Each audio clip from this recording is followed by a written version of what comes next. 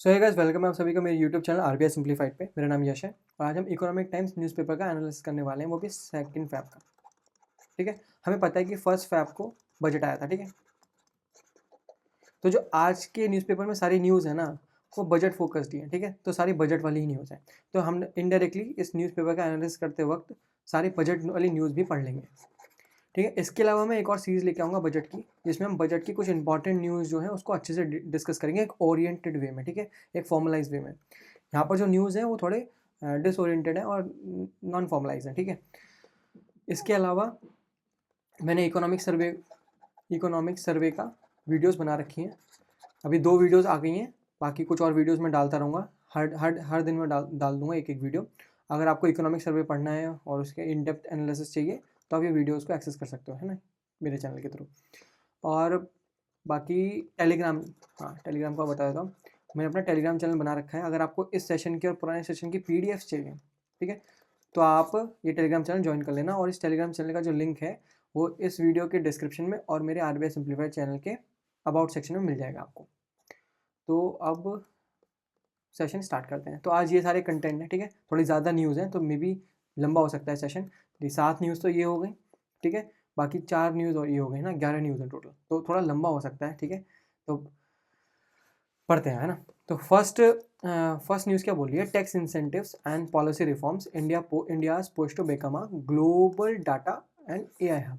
तो इसकी central theme क्या है कि गवर्नमेंट जो है ना टैक्स इंसेंटिव्स और पॉलिसी रिफॉर्म करना चाहती है और कर रही है, क्योंकि उनको फॉरेन इन्वेस्टमेंट को अट्रैक्ट करना है ना, attract foreign investment, massive foreign investment. ठीक है, और जो टेक्नोलॉजी वाली कंपनीज है उनके लिए फ्रिक्शन जो होता है वो उसको रिड्यूस करना है। ठीक है, यहाँ पर आके टैक्स वाली जो प्रॉब्लम क्रिएट होती हैं उनके लिए, है ना, और पॉलिसीज़ की वजह से जो प्रॉब्लम्स क्रिएट होती हैं उसको रिड्यूस करना है। ठीक है, कॉम्प्लाइंस बर्डन जो होता है उसको भी थोड़ा रिड्यूस करना है, ईज ऑफ करना है।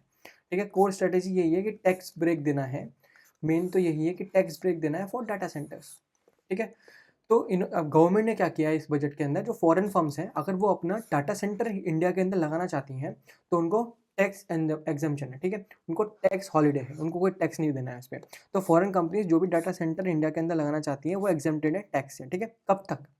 2047 तक। बहुत बड़ा टाइम दे दिया है ना गवर्नमेंट ने, बहुत अच्छी बात है। क्योंकि टू मेक द इंडिया, क्योंकि वो गवर्नमेंट क्या चाहती है कि वर्ल्ड डाटा सेंटर हब बनाना चाहती है इंडिया को। हमें पता है कि भाई एआई की डिमांड बहुत ज़्यादा स्काई रॉकेट हो रही है ना, डाटा स्टोरेज की डिमांड बहुत बढ़ रही है। क्लाउड कंप्यूटिंग पावर की भी डिमांड बहुत ज़्यादा बढ़ रही है। तो इसको पूरा करने के लिए डाटा सेंटर्स क्रिएट करने पड़ेंगे, है ना। तो इसी चीज़ के लिए देखो भाई, अकेली इंडिया तो नहीं कर सकती ऐसे ये। अगर प्राइवेट कंपनीज और फॉरेन कंपनीज आके इंडिया के अंदर इन्वेस्टमेंट करें तो उसके थ्रू ज़्यादा आसानी से कर पाएंगी। गवर्नमेंट तो सिर्फ टैक्स इंसेंटिव दे सकती है। गवर्नमेंट खुद अगर इसमें कैपिटल एक्सपेंडिचर करने लग गई तो फिजिकल डेफिसिट में प्रॉब्लम आएगी ना, क्योंकि बहुत बहुत ज़्यादा बड़े बड़े प्रोजेक्ट होते हैं, मैसिव प्रोजेक्ट होते हैं, इतना बजट नहीं होता गवर्नमेंट, है ना, कि सिर्फ इन्हीं चीज़ों पे खर्च कर दे। तो प्राइवेट कंपनीज का और फॉरेन इन्वेस्टमेंट का आना ज़रूरी है। तो इसलिए बहुत ये टैक्स इंसेंटिव देना बहुत इंपॉर्टेंट था। ठीक है, तो 2047 तक दिया। तो इंडिया भी एक India wants to host this physical infrastructure. ठीक है, करना चाहता है। इकोनॉमिक इम्पैक्ट क्या है? जो करंट इन्वेस्टमेंट है वो $70 बिलियन की है। और प्रोजेक्टेड इन्वेस्टमेंट क्या है? अगर हम ये टैक्स इंसेंटिव देंगे, टैक्स हॉलीडे देंगे, तो हम ये एक्सपेक्ट कर रहे हैं कि $200 बिलियन आ जाएगा, है ना, एक इन्वेस्टमेंट के तौर पे। मेजर प्लेयर्स कौन है भाई? टेक जाइंट है, माइक्रोसॉफ्ट हो गया, अमेजोन हो गया, गूगल हो गया। दे हैव ऑलरेडी उन्होंने बहुत पहले से ही बहुत ज़्यादा इन्वेस्टमेंट कर रखा है, लेकिन और चाहते हैं। ठीक है, हम और चाहते हैं। और ये पॉलिसी को बनाया इसलिए गया है कि जो ये पर्टिकुलर ट्रेंड है, जो अमेजोन, माइक्रोसॉफ्ट और गूगल पहले से ही इन्वेस्टमेंट कर रहे हैं, ये और तेज़ी से करें, है ना, और पैसा लेके आए। ठीक है, इनके अलग अलग एमओयूज आए हैं ना, हाँ, इंडियन गवर्नमेंट के साथ आए, हमारी खुद की प्राइवेट कंपनीज के साथ आए, है ना। तो ये चीज़ें चाहती है government. Boosting electronic and semiconductors. ठीक है, देखो 2 स्कीम्स हैं, हम स्कीम्स के ऊपर अलग से भी डिस्कशन करेंगे क्योंकि इंपॉर्टेंट स्कीम्स है, क्योंकि इनका आउटले भी चेंज किया गया है ना। मतलब देखो, जैसे इलेक्ट्रॉनिक कंपोनेंट मैन्युफैक्चरिंग स्कीम है, उसमें specific outlay 40,000 crore rupees allocate किया गया है। ठीक है, सिर्फ इस पर्टिकुलर स्कीम के अंदर। और ये इसलिए किया गया है कि हम जो है ना, ये चिप्स जो हैं, जो इलेक्ट्रॉनिक मटेरियल्स हैं, ये इलेक्ट्रॉनिक कंपोनेंट्स हैं, ये इंपोर्ट करते हैं बहुत भारी मात्रा में। ठीक है, जिसकी वजह से हमारा इंपोर्ट भी हर्ट होता है ना, हमारा फॉरेक्स रिजर्व भी हर्ट होता है ना। और हमारी खुद की हमारी जो डिपेंडेंसी है वो इंपोर्ट्स पे ज़्यादा बढ़ जाती है चाइना पे, मान लो चाइना, क्योंकि चाइना बहुत ज़्यादा इंपोर्ट करता है चीज़, है ना, एक्सपोर्ट करता है चाइना, तो हमें हमारी डिपेंडेंसी चाइना पे बहुत ज़्यादा बढ़ जाती है। तो अगर कोई जियोपॉलिटिकल हेडविंड आता है जिसकी वजह से वो हमें नहीं देती हैं चीज़ें, और तो हमारी फिर इकोनॉमी सफ़र करेगी इन चीज़ों में, है ना। तो ऐसा ना हो और हम अपनी खुद की डिपेंड कर पाएँ लोकल सप्लाई चेन, तो ये चीज़ें करना बहुत इंपॉर्टेंट है। और बजट के अंदर इस पर्टिकुलर स्कीम में ये आउटले देना भी इंपॉर्टेंट था। पहले क्या था, इसका 20,000 था, 20,000 करोड़ था, अब इसको दुगना कर दिया है ना। तो यही चाह रही है कि गवर्नमेंट बढ़ाए, और जो है रिलायंस ऑन द इम्पोर्ट उसको भी रिड्यूस करे और अपनी खुद की सप्लाई चेन को इंक्रीज़ करे। दूसरी ओर क्या कर रही है, इंडिया सेमीकंडक्टर मिशन जो है, ISM मिशन जो है, इसका पहला फेज़ तो रोल आउट हो ही चुका था, अभी फेज़ 2 को भी रोल आउट कर रहे हैं। ये बजट कंफर्म करता है कि ये चीज़ कंटिन्यू रहेगी और एक्सपेंशन ऑफ द ISM होता रहेगा, ठीक है। और ये बहुत इंपॉर्टेंट है, ये क्रिटिकल मिशन है जहाँ पर चिप फैब्रिकेशन प्लांट इंडिया के अंदर बने। तो हमें, क्योंकि ये चीज़ें, ये जो चिप्स होती हैं, ये AI सर्वर्स के अंदर और स्मार्टफ़ोन के अंदर लगती हैं, ठीक है। और हम अगर ये भी इतनी इंपॉर्टेंट चीज़ें भी हम आउटसोर्स करें, जो कि गलत है, इनडायरेक्टली इंडिया की स्ट्रेटेजिक पोजीशन के हिसाब से बहुत गलत है, ठीक है। इंडिया और पावरफुल बनेगा तभी जब ये इन चीज़ों को लोकली प्रोड्यूस करेगा, ठीक है। हमारे पास जो है ना माइंस, हमारे पास ये ऐसे टाइप के ओर्स बहुत ज़्यादा हैं जो परमानेंट मैग्नेट बना सकते हैं ना। हमारे पास मोनोज़ाइट बहुत ज़्यादा है, लेकिन हमारे पास वो टेक्नोलॉजी ही नहीं है जिससे हम ये इसको रिफ़ाइन कर पाएँ। तो ऐसी चीज़ों में इंडिया फँसा हुआ है ना, उसकी इंडिया के पास वो टेक्नोलॉजी नहीं है जिससे वो रिफ़ाइन कर सके चीज़ें। तो इंडिया के पास ऐसी बड़ी-बड़ी मशीनरी नहीं है जिससे वो खुद की चिप्स बना पाए और फैब्रिकेट कर पाए, है ना? मतलब उसके लिए बहुत ज़्यादा अलग क्या बोलते हैं, कंपोनेंट्स चाहिए होते हैं और मशीन्स चाहिए होती हैं। तो इस चीज़ के थ्रू ये भी चाहते हैं कि जो इन्वेस्टमेंट है फ़ॉरेन से भी आए और फ़ॉरेन कंपनीज़ की जो हाई-टेक मशीनरीज़ हैं वो भी इंडिया के अंदर आके बिल्ड हो, है ना? या इंडिया के अंदर आके वो बिल्ड करें इन चिप्स को। तो इसलिए यहाँ पर बजट आउटले बहुत अच्छा किया गया है और फेज़ 2 को भी कंटिन्यू में रखा गया है। इसके अलावा क्या है, देखो भाई, एक safe harbour and reduce litigation होता है। देखो अगर कोई भी MNC कंपनी है ना, मल्टीनेशनल कंपनी है, उनके जो ग्लोबल कैपेबिलिटी सेंटर्स होते हैं वो दूसरी कंट्रीज़ में होते हैं। जैसे इंडिया में हो गया किसी भी गूगल का कोई भी GCC इंडिया के अंदर हो गया, जहाँ पर मैं आगे बताता हूँ उसमें क्या है। प्रॉब्लम ये आ रही है कि जो भी ये GCC होती है ना, GC और MNC का डिस्प्यूट चलता रहता है हमारे टैक्स डिपार्टमेंट के साथ, ठीक है। तो गवर्नमेंट उस टैक्स डिस्प्यूट को ही एड्रेस करने वाली है और उसमें उसे जो है ना एक चीज़ में कन्वर्ट करने वाली है, प्रिडिक्टेबल बिजनेस एनवायरनमेंट में कन्वर्ट करेगी। तो पहले क्या होता था, देखो पहले हम सेफ हार्बर भी समझेंगे और एक चीज़ होती है ट्रांसफ़र प्राइसिंग, ठीक है, इसको भी समझेंगे। तो जब हम इन दोनों चीज़ों को समझ लेंगे ना तो हमें पता चलेगा कि क्या प्रॉब्लम है असली, ठीक है। तो टैक्स के टर्म में जो सेफ हार्बर होता है वो एक रूल होता है जो प्रोवाइड करता है SOPs को, ठीक है, स्टैंडर्ड ऑपरेटिंग प्रोसीजर को। तो अगर कंपनी, देखो नॉर्मली क्या होता है, कंपनी प्रॉफिट मार्जिन डिक्लेयर करती है, ठीक है, और किसी पर्टिकुलर रेट पे डिक्लेयर करती है।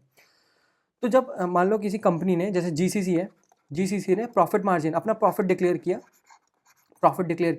प्लस उसने एक पर्टिकुलर रेट पे डिक्लेयर किया, ठीक है, परसेंटेज पे डिक्लेयर किया।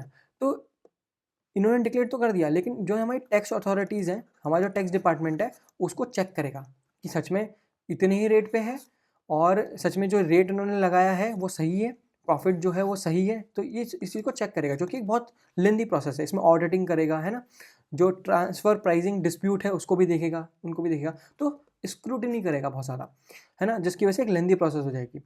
और फिर इसमें क्या है, जो हमारी MNCs है उसमें फँस जाती हैं, बड़ी-बड़ी लिटिगेशन प्रोसेस में फँस जाती हैं। तो यहाँ पर क्या बोल रहे हैं कि नॉर्मली क्या होता है, जो टैक्स अथॉरिटी अभी सेफ हार्बर में क्या होता है, safe harbour particularly safe harbour के अंदर क्या होता है, जो टैक्स अथॉरिटीज़ हैं वो विदाउट स्क्रूटिनी एक्सेप्ट कर लेती हैं। मतलब जो भी GCC ने प्रॉफिट डिक्लेयर किया, ठीक है, प्लस रेट डिक्लेयर किया, कोई प्रिस्क्राइब रेट पे डिक्लेयर किया, उसको एक्सेप्ट कर लेंगे विदाउट एनी स्क्रूटिनी, अगर वो सेफ हार्बर के अंदर आ रही होती हैं, ठीक है। मतलब सेफ हार्बर में टैक्स डिपार्टमेंट क्या बोल रहा है, टैक्स डिपार्टमेंट बोल रहा है कि हम तुम पे भरोसा करते हैं, ट्रस्ट है तुम हम पे, लेकिन कितने प्रॉफिट पे।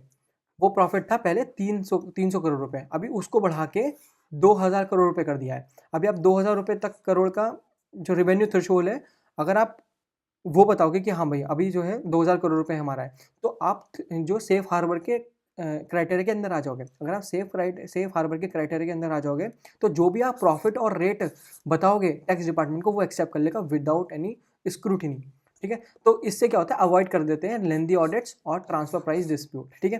तो अभी एक बार ये देख लेते हैं कि ट्रांसफर प्राइसिंग डिस्प्यूट क्या होता है।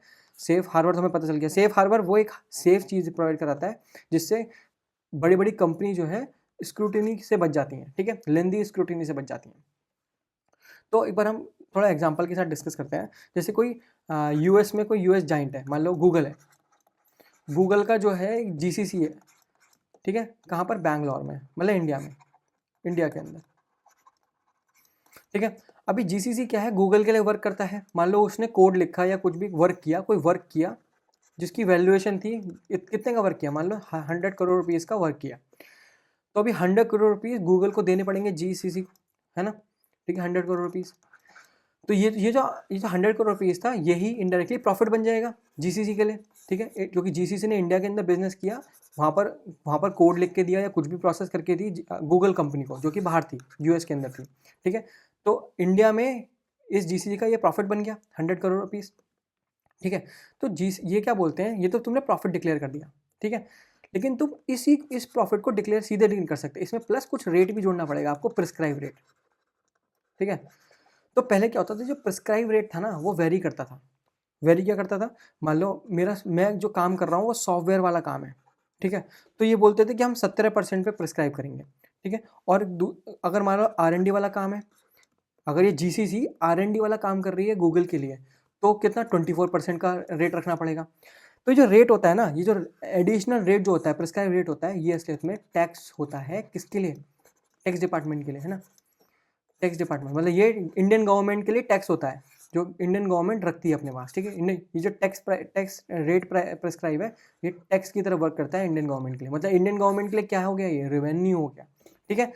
तो यही बोलती है कि तुम जो है ना, तुम ये जो जीसीसी है, जीसीसी कभी कभी क्या करती है, ये जो पर्टिकुलर प्राइसिंग है, प्रॉफिट मार्जिन तो इतना दिखाएगी, ठीक है, प्रॉफिट तो इतना दिखाएगी, लेकिन उस पर जो रेट है, रेट प्रिस्क्राइब है, वो बोलेगी भाई हमारा जो काम था ना वो सॉफ्टवेयर वाला था, तो हम 17% पे आपको देंगे, ठीक है, आपको 17% जो है टोटल टैक्स देंगे। पर टैक्स ऑफिसर क्या बोलेगा, जब टैक्स ऑफिसर स्क्रूटिनी करेगा, वो बोलेगा नहीं नहीं नहीं, तुम्हारा जो काम था वो R&D वाला काम था, तुम 24 के हिसाब से पैसा दो।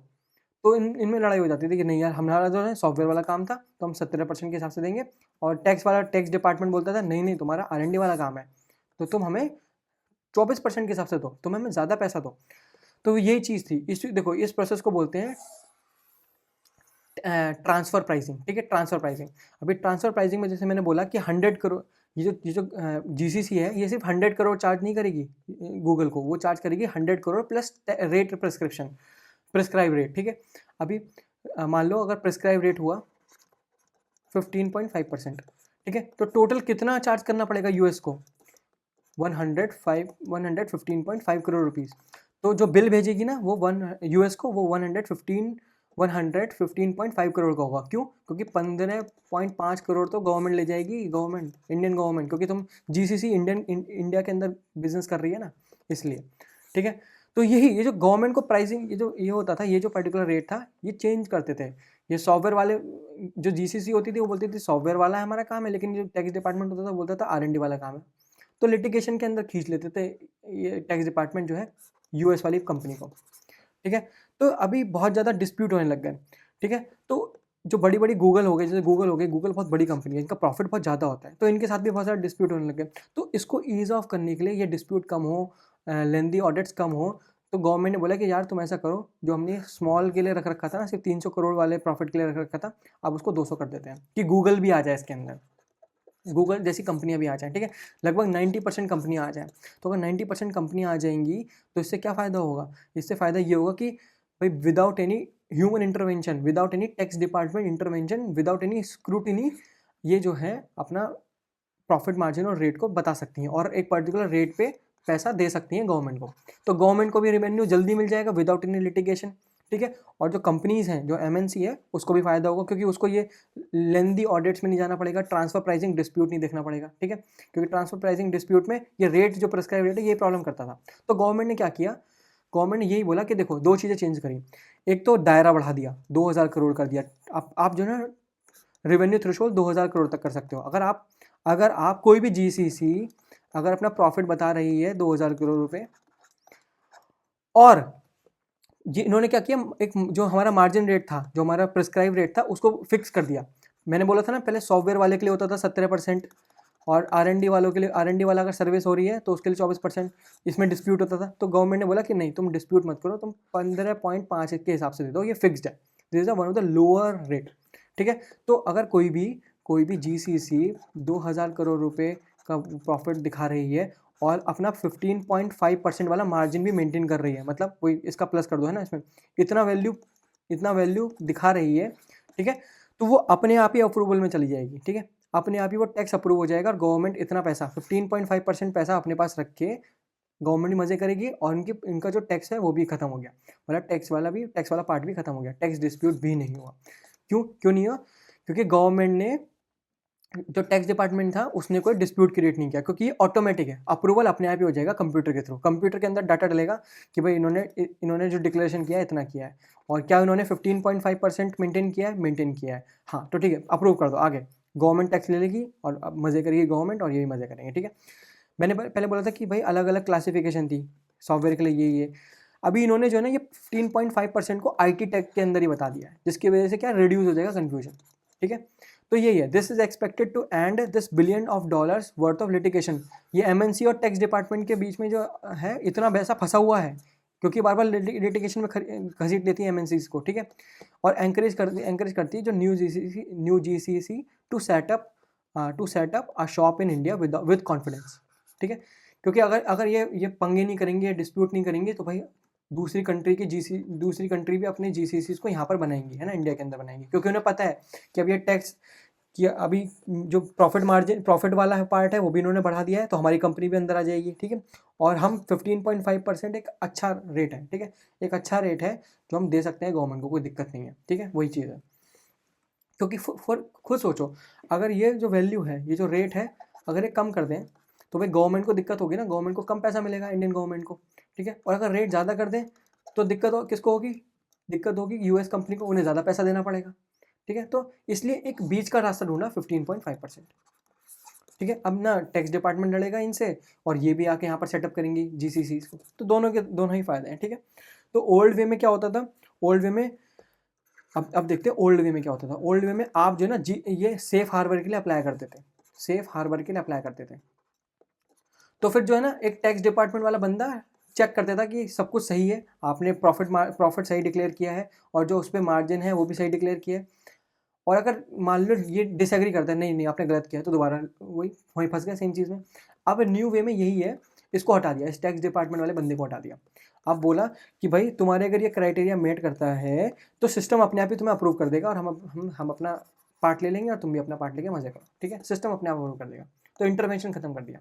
ठीक है, the AI service exporter vision, तो ये आर्टिकल ये भी हाईलाइट करता है the shift in vision from being just a back office. पहले हम सिर्फ एक बैक ऑफिस की तरह वर्क करते थे, अब जो है ना हम इनोवेशन हब की तरह वर्क करेंगे। बैक ऑफिस मतलब हम सिर्फ अपनी जो है जैसे हमारा जो यहाँ पर सर्विसेज वाला पार्ट बहुत बढ़िया है, हमारा IT सर्विसेज बहुत बढ़िया है, तो हम बस सर्विसेज प्रोवाइड कर देते थे दूसरी कंट्रीज़ को। ठीक है, हम खुद की इंडिया में इनोवेशन नहीं करते थे, तो अब उसको स्ट्रेटेजिक शिफ्ट करने वाले हैं। AI कंपोनेंट में भी हम थोड़ा बड़ा बूस्ट लेके आएंगे, AI इनोवेशन हब क्रिएट करेंगे। ठीक है, low cost and high scale bye combining chief power and tax incentive and a vast talent pool. तो इंडिया एम कर रहा है कि एक कॉस्ट इफेक्टिव बेस क्रिएट कर पाए एक हाई स्केल AI ऑपरेशन के लिए। AI वर्कलोड्स हैं आर एक्सपेंडेड रेपिडली। ठीक है, by offering long term tax certainty, तो India became an attractive location to host heavy computational loads, क्योंकि टैक्स इंसेंटिव दे दिया हमने ना, इसकी वजह से। अब आगे चलते हैं, आगे क्या है? ठीक है, हाँ ये वाला पूरा पार्ट खत्म हो गया। अब दूसरा क्या है, एक और टैक्स रिफॉर्म किया है, tax reform 2025, relief for foreign investors, strict rule for leverage investing and easier compliance. ठीक है, तो यहाँ पर इसका मतलब क्या है, ये थोड़ा अच्छा टॉपिक है, इसमें और अच्छे से पढ़ेंगे। तो these changes range from easing the compliance burden for foreign investors and senior citizen, तो ये देखना यहाँ पर फॉरेन इन्वेस्टर्स की बात करेंगे और सीनियर सिटीजन की बात करेंगे। To tighten the tax loopholes for those borrowing money to invest, जो लोग मनी को बोरो करते हैं इन्वेस्ट करने के लिए। तो इन्होंने क्या किया, GST रिलीफ किया ब्रोकर्स के लिए, FPI सर्विसेज के लिए। पहले हम एक बार जनरल आइडिया देखते हैं, फिर इसके ऊपर थोड़ा डिस्कशन करेंगे। ठीक है, तो जनरल आइडिया क्या है, this measure is design to make Indian stock broker more competitive when servicing international client. तो नॉर्मली क्या होता था, पहले मैं नॉर्मल की बात करता हूँ। देखो अगर कोई स्टॉक ब्रोकर है और एक यूएस का क्लाइंट है, ठीक है, अगर ये इसको सर्विसिंग करता था ना, इसको सर्विस देता था, तो इससे जो है ना जीएसटी चार्ज कर लेता था 18%। ये जो बंदा है स्टॉक ब्रोकर है, ये 18% जीएसटी चार्ज करके देता था, बिल भेजता था, भाई मैंने तुम्हें सर्विस दी है, यूएस क्लाइंट को सर्विस दी है और मैं अभी 18% चार्ज भी लगाऊंगा। क्यों लगाना पड़ता था? ये एक लीगल प्रोसेस थी, लीगल मैंडेट था स्टॉक ब्रोकर के लिए, क्योंकि पहले जो प्लेस ऑफ सप्लाई था ना, प्लेस ऑफ सप्लाई माना क्या जाता था, पहले प्लेस ऑफ सप्लाई माना जाता था location of the service provider, location of service provider. तो पहले place of supply location of service provider माना जाता था। तो स्टॉक ब्रोकर्स की जो लोकेशन होती थी वो इंडिया होती थी, ठीक है। तो इंडिया में 18% जीएसटी लग जाता था, तो भाई यूएस क्लाइंट को थोड़ा बर्डन इंक्रीज हो जाता था, ठीक है। लेकिन अब क्या बोला इन्होंने, जो प्लेस ऑफ सप्लाई है वो लोकेशन ऑफ क्लाइंट होगी, मतलब यूएस होगा। और जब भी जीएसटी में क्या बोला जाता है, जब भी आप कोई चीज़ को एक्सपोर्ट कर रहे हो तो उस पर जीएसटी जो है 0 होता है। तो अब ये जो बर्डन, ये जो एक्स्ट्रा जीएसटी का कॉस्ट आ रहा था बिकॉज ऑफ द लोकेशन, जो प्लेस ऑफ सप्लाई की वजह से, वो खत्म कर दिया गवर्नमेंट ने। बोला कि अब जो दूसरी जहाँ पर क्लाइंट रहता है ना, बाहर जो क्लाइंट रहता है उसके अकॉर्डिंग होगा, मतलब 0 ही होगा इंडायरेक्टली, एक्सपोर्ट पे जीएसटी 0, ठीक है। तो ये इन्होंने बोला। तो ये क्यों करा? क्यों इसलिए किया? क्योंकि ये चाहते थे कि जो इंडियन स्टॉक ब्रोकर्स हैं वो बहुत कॉम्पिटेटिव हो जाए when serving the international client. Generally क्यों किया, एक और रीज़न दिया कि भाई इस बार के जो बजट है उसमें जो है ना सिक्योरिटी ट्रांजैक्शन टैक्स जो है एसटीटी हो जाए, that tax payable on the value of securities future and forwards पे जो है ना ज़्यादा कर दिया है, बढ़ा दिया है। तो यहाँ पर क्या है, यहाँ पर बर्डन बढ़ा दिया है एफपीआईज पे, एफडीआईज पे, फॉर एग्जांपल एफपीआई से मेनली मतलब इन्वेस्टर्स पे, यहाँ पर बर्डन बढ़ा दिया है। इसको ईज ऑफ करने के लिए ये वाला जो बर्डन है इसको कम कर दिया, इसको ईज ऑफ करने के लिए ये वाला बर्डन कम कर दिया, जो हमारा जीएसटी रिलीफ है। तो इसलिए ये काउंटर मेजर किया है, जीएसटी रिलीफ इसलिए लेके आया क्योंकि ये प्रॉब्लम इन्होंने बढ़ा दी, ये प्रॉब्लम कर दी और इसको खत्म कर दिया, इस प्रॉब्लम को खत्म कर दिया। तो कुशनिंग करिए, मतलब काउंटर बैलेंसिंग करिए, ठीक है, to prevent this higher cost from driving away the foreign investors. तो गवर्नमेंट ने एक काउंटर बैलेंसिंग करी है थ्रू दिस जीएसटी रिलीफ, ठीक है, क्योंकि पहले इन्होंने ये इस बजट में बढ़ा दिया है, हम इसको भी डिस्कस करेंगे कितना बढ़ा दिया है, ठीक है। आगे पढ़ते हैं। ओल्ड रूल क्या था, प्रीवियसली जब कोई इंडियन ब्रोकर होता था वो प्रोवाइड करता था सर्विसेज टू द एफपीआई, तो प्लेस ऑफ सप्लाई जो है ना सर्विस प्रोवाइडर की लोकेशन मानी जाती थी, जिसकी वजह से ब्रोकर को 18% चार्ज करना पड़ता है, लीगली चार्ज करना पड़ता था, है ना। और ये this made trading in India more expensive for the foreigners, है ना, मोर एक्सपेंसिव हो जाएगी। तो अभी नया प्रपोजल क्या है, प्लेस ऑफ सप्लाई, जहाँ पर जो आपकी लोकेशन है वो क्लाइंट के अकॉर्डिंग डिटरमाइंड होगी, ठीक है। और नॉर्मली जो सर्विसेज होती हैं वो एक्सपोर्ट ऑफ सर्विसेज अगर ऐसे क्लासीफाई होती हैं आउटसाइड इंडिया, वो जीएसटी के अंडर 0 रेटेड होती हैं, ठीक है, 0 रेटेड। इन्होंने 0 रेटेड वर्ड यूज़ किया है, ठीक है। अभी 0 रेटेड वर्ड बहुत ज़्यादा इंपॉर्टेंट है यहाँ पर, ठीक है। ये मैं चाहता हूँ कि मैं 5-6 मिनट ये 0 रेटेड को भी समझाने में लूँ। देखो ये क्या होता है, दो चीज़ें होती हैं, एक तो होता है 0 रेटेड, ठीक है, एक होता है एग्जेम्प्ट सप्लाई, ठीक है, दो चीज़ होती हैं। लेकिन गवर्नमेंट ने इसको जो है ना, ये जो पर्टिकुलर प्रपोजल है इसको बोला है ये 0 रेटेड है, 0 रेटेड है। तो ये 0 रेटेड है, एग्जेम्प्ट सप्लाई नहीं है, एग्जेम्प्ट वाली कंडीशन में नहीं है, 0 रेटेड है। तो एक बार देख लेते हैं कि एग्जेम्प्ट वाली प्रॉब्लम, एग्जेम्प्ट में प्रॉब्लम क्या क्रिएट होती है, ठीक है। एग्जेम्प्ट जो है, एग्जेम्पशन जो है, एग्जेम्प्ट सप्लाई वो गुड्स होते हैं, वो एसेंशियल गुड्स होते हैं, ठीक है।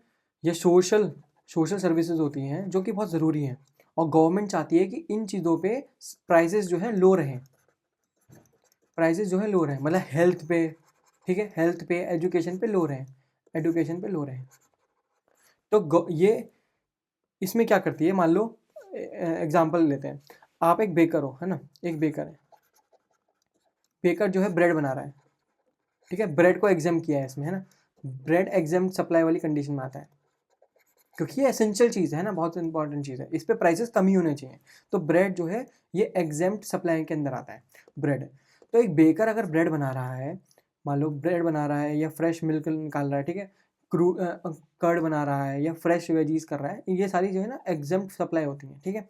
तो मान लो एक बेकर ब्रेड बना रहा है, तो देखो इसके लिए जो आउटपुट है वो आउटपुट क्या है भाई, ब्रेड बनाने के बाद इसने मान लो 40 रुपये में सेल किया, 40 रुपये में सेल तो किया, अभी मैंने बोला ये एग्जेम्प्टेड है, एग्जेम्प्टेड है मतलब इस पर 0% GST लगेगा, ठीक है, ये तो है 40% है, इस पर 0% GST है, गुड, ठीक है। लेकिन क्या प्रॉब्लम क्या है, इनपुट प्रॉब्लम है। इनपुट ये है कि भाई इस ब्रेड को बनाने के लिए इस बेकर को अपना ओवन यूज़ करना पड़ा होगा, इलेक्ट्रिसिटी देनी पड़ी होगी, इलेक्ट्रिसिटी बिल, ओवन को चलाने का बिल देना पड़ा होगा, ओवन को खरीदने पे जो इसने GST भरा होगा, ठीक है, ओवन को खरीदने पे तो GST भरा होगा अपने सप्लायर से, भाई इसने ओवन भी तो कहीं से खरीदा होगा तो उस पर GST इसने भरा होगा, बेकर ने भरा होगा, इलेक्ट्रिसिटी पे बिल पे करता रहता है उस पर GST भरता है, ठीक है, यहाँ भी GST भरा, यहाँ भी GST भरा, ठीक है। प्लास्टिक जो पैकेजिंग होती है वो भी अपने सप्लायर से खरीदी होगी तो उस पर भी इसने GST भरा होगा। इसका मतलब भाई इस बेकर ने GST भरा है, लेकिन ये आउटपुट में किसी को GST तो ले नहीं रहा है, ठीक है। तो भाई ये इसमें यही प्रॉब्लम होती है। मान लो इसने जो GST भरा वो 5 रुपये का भरा, तो ये 5 रुपये है ना, ये गवर्नमेंट क्या बोलती है, ये तुम्हारा जो है बिजनेस एक्सपेंस है, ये तुम्हारा बिजनेस एक्सपेंस है, तुम ये जो 5 रुपये ना हमसे नहीं ले सकते, गवर्नमेंट से नहीं ले सकते, है ना, क्योंकि तुमने कोई टैक्स नहीं लिया, तुमने कोई GST नहीं कलेक्ट किया अपने आउटपुट से, और इनपुट पे तुमने GST भरा, तो तुम ये जो इनपुट पे GST तुमने भरा है गवर्नमेंट से पैसा नहीं ले सकते, वाला रिफंड नहीं करा सकते इसमें। तो क्योंकि अभी क्या है, अभी बेकर को लग रहा है यार मैंने तो कोई GST लिया नहीं, और गवर्नमेंट ने दूसरे लोगों से, सप्लायर से GST ले लिया, है ना, यहाँ भी मैंने GST भरा, यहाँ भी मैंने GST भरा, और टोटल 5 रुपये का GST भरा, ये तो मेरा लॉस है क्योंकि मेरा बिजनेस एक्सपेंस है। तो इसको मिटिगेट करने के लिए पता है ये क्या करता है, ये जो ना ब्रेड का वो बढ़ा देता है। अब ये GST तो कलेक्ट कर नहीं सकता है, तो ये क्या करेगा, ये 45 रुपये में बेचेगा, हिडन मार्जिन निकालेगा। तो इसीलिए ही गवर्नमेंट ने इस चीज़ को, ये जो चीज़ है इसको एग्जेम्प्ट सप्लाई में नहीं रखा, क्योंकि जो बेकर्स है, जो मेन मैन्युफैक्चरर है, वो अपने आप ही प्राइस हाइक कर देता है, ठीक है। अभी अगर ऐसा ही स्टॉक ब्रोकर ने यहाँ पर करना स्टार्ट कर दिया तो वो तो सेम बात हो गई ना, आउटसाइड वाले बंदे के लिए, फॉरेनर बंदे के लिए सेम बात हो गई ना। इसलिए इसको एग्जाम सप्लाई में नहीं रखा, इसको रखा जीरो रेटेड में। अभी देखो जीरो रेटेड में क्या होता है, ठीक है, मैंने आपको एग्जाम सप्लाई वाला बता दिया, अभी जीरो रेट का पढ़ते हैं कि जीरो रेटेड में ऐसी क्या चेंजेस आ जाते हैं, ठीक है। तो देखो जीरो रेटेड में मान लो इसमें क्या है, टैक्स भी फ्री होता है और फुल रिफंड भी मिल जाता है मैन्युफैक्चरर को, ठीक है। इसमें एक और एग्जांपल लेते हैं, एग्जांपल है कि कोई इंडियन सॉफ्टवेयर कंपनी है, वो जो है मान लो एक्सपोर्ट कर रही है अपना ऐप, एक ऐप बना के दूसरी कंट्री में भेज रही है, ठीक है, जो कि क्लाइंट है US के अंदर, ठीक है। और हमें पता है कि जो एक्सपोर्ट होता है, सर्विस एक्सपोर्ट होते हैं वो जीरो रेटेड, यहाँ पर जीरो रेटेड है, मतलब 0% GST लगेगा उस पर, है ना, हमें पता है जीरो रेटेड है। तो देखो यहाँ पर उसका मतलब क्या है, आप भी दोबारा देखते हैं आउटपुट क्या है। आउटपुट ये है, आउटपुट है कि इंडियन सॉफ्टवेयर कंपनी ने ऐप बना के बोला कि भाई ये जो है $1000 का है, ठीक है, ये चार्ज किया, लेकिन इस पर कोई GST नहीं लिया, GST कलेक्ट नहीं किया, ठीक है, नॉट कलेक्टेड। तो ये तो आउटपुट हो गया। लेकिन इनपुट क्या हुआ भाई, ये ऐप बनाने के लिए लैपटॉप की ज़रूरत पड़ी होगी, ठीक है, फैंसी ऑफिस भी रखा होगा इस बंदे ने, है ना, जो भी ऑफिस रखा होगा, फैंसी ऑफिस के अलावा क्या रखा होगा, इंटरनेट भी रखा होगा, फास्ट इंटरनेट रखा होगा, तो इस पर बंदा GST तो भरता ही होगा ना, भाई ये बंदा दोबारा से GST भर रहा है, ठीक है। तो वो सेम पुराना वाला सिनेरियो है, आउटपुट में इसने 0 GST लिया, लेकिन इनपुट पे इसने तो बहुत सारा GST भर ही दिया। मान लो इसने GST भर दिया 50,000 रुपये का GST भर दिया, ठीक है। तो गवर्नमेंट क्या बोल रही है यहाँ पर, भाई हमें पता है तुमने आउटपुट में, फॉरेन में जब आप भेज रहे थे तो आपने कोई पैसा नहीं लिया, GST कलेक्ट नहीं किया, और मुझे ये गवर्नमेंट को पता है कि यार आपने, हाँ, जब ये कोड बनाया होगा, जब आपने ऐप बनाया होगा तो आपने लैपटॉप खरीदा होगा, उस पर GST भरा होगा, है ना, फैंसी ऑफिस खरीदा होगा तो उसके रेंट पे आप GST भर रहे होगे, फास्टर इंटरनेट खरीदा होगा तो उस पर भी GST भर रहे होगे, तो आपने इतना भर दिया है। तो आप जो ना, हम क्या चाहते हैं, गवर्नमेंट बोल रही है, हम चाहते हैं कि यार आप जो है कॉम्पिटिटिव रहो ग्लोबल मार्केट में। तो ऐसा करो यार, ये जो तुम्हारा बिल जो बना है ना, हमें दे दो, कोई नहीं, हम इसको रिफंड कर देंगे। तो यहाँ पर ऐसे रिफंड हो जाता है। तो यहाँ पर ये चीज़ हो जाए, ये चीज़ पॉसिबल हो जाए कि भाई ये जो GST जो इन्होंने कलेक्ट नहीं किया था, और उसके बावजूद इन पे जो एक अलग बर्डन आ गया, वो कम करने के लिए गवर्नमेंट को पैसा वापस कर दे, रिफंड कर दे। इसीलिए ही इन्होंने इसको जीरो रेटेड में रखा है, zero rated, zero tax under GST, ठीक है, इसलिए। और सप्लाई एग्जेम्प्ट में नहीं रखा, एग्जेम्प्ट सप्लाईज में नहीं रखा, ये अंतर होता है, ठीक है, ये अंतर है यहाँ पर, इसलिए ही जीरो रेटेड का ये मतलब है, क्योंकि हम जो है अपने फॉरेन इन्वेस्टर से ये 18% जीएसटी नहीं लेना चाहते हैं, और मने कर दिया गवर्नमेंट ने, लेकिन भाई स्टॉक ब्रोकर को अपने यहाँ पर इंडिया के अंदर मेंटेन करनी पड़ेगी ना, इंफ्रास्ट्रक्चर मेंटेन करना पड़ेगा, नेट चलाना पड़ेगा, ठीक है, लैपटॉप रखना पड़ेगा, उसकी वजह से तो उसको पैसा जीएसटी लगेगा ना, उसको तो लगेगा जीएसटी, तो वो तो रिफंड हो जाएगा जीरो रेटेड के थ्रू, ठीक है, वही सेम चीज़ है। आगे बढ़ते हैं। तो फॉरेन, इसमें क्या हुआ, रिजल्ट क्या हुआ, फॉरेन इन्वेस्टर्स को कोई पे नहीं करना 18% ऑन ब्रोकरेज फी, तो दिस लोअर ट्रांजेक्शन एंकरेज करेगा उनको कि भाई वो ट्रेड करें इंडियन मार्केट में आके, डिस्पाइट द हाई एसटीटीज हाई होने के बावजूद भी वो इंडिया में आके बिजनेस करें, ठीक है, ट्रेडिंग करें।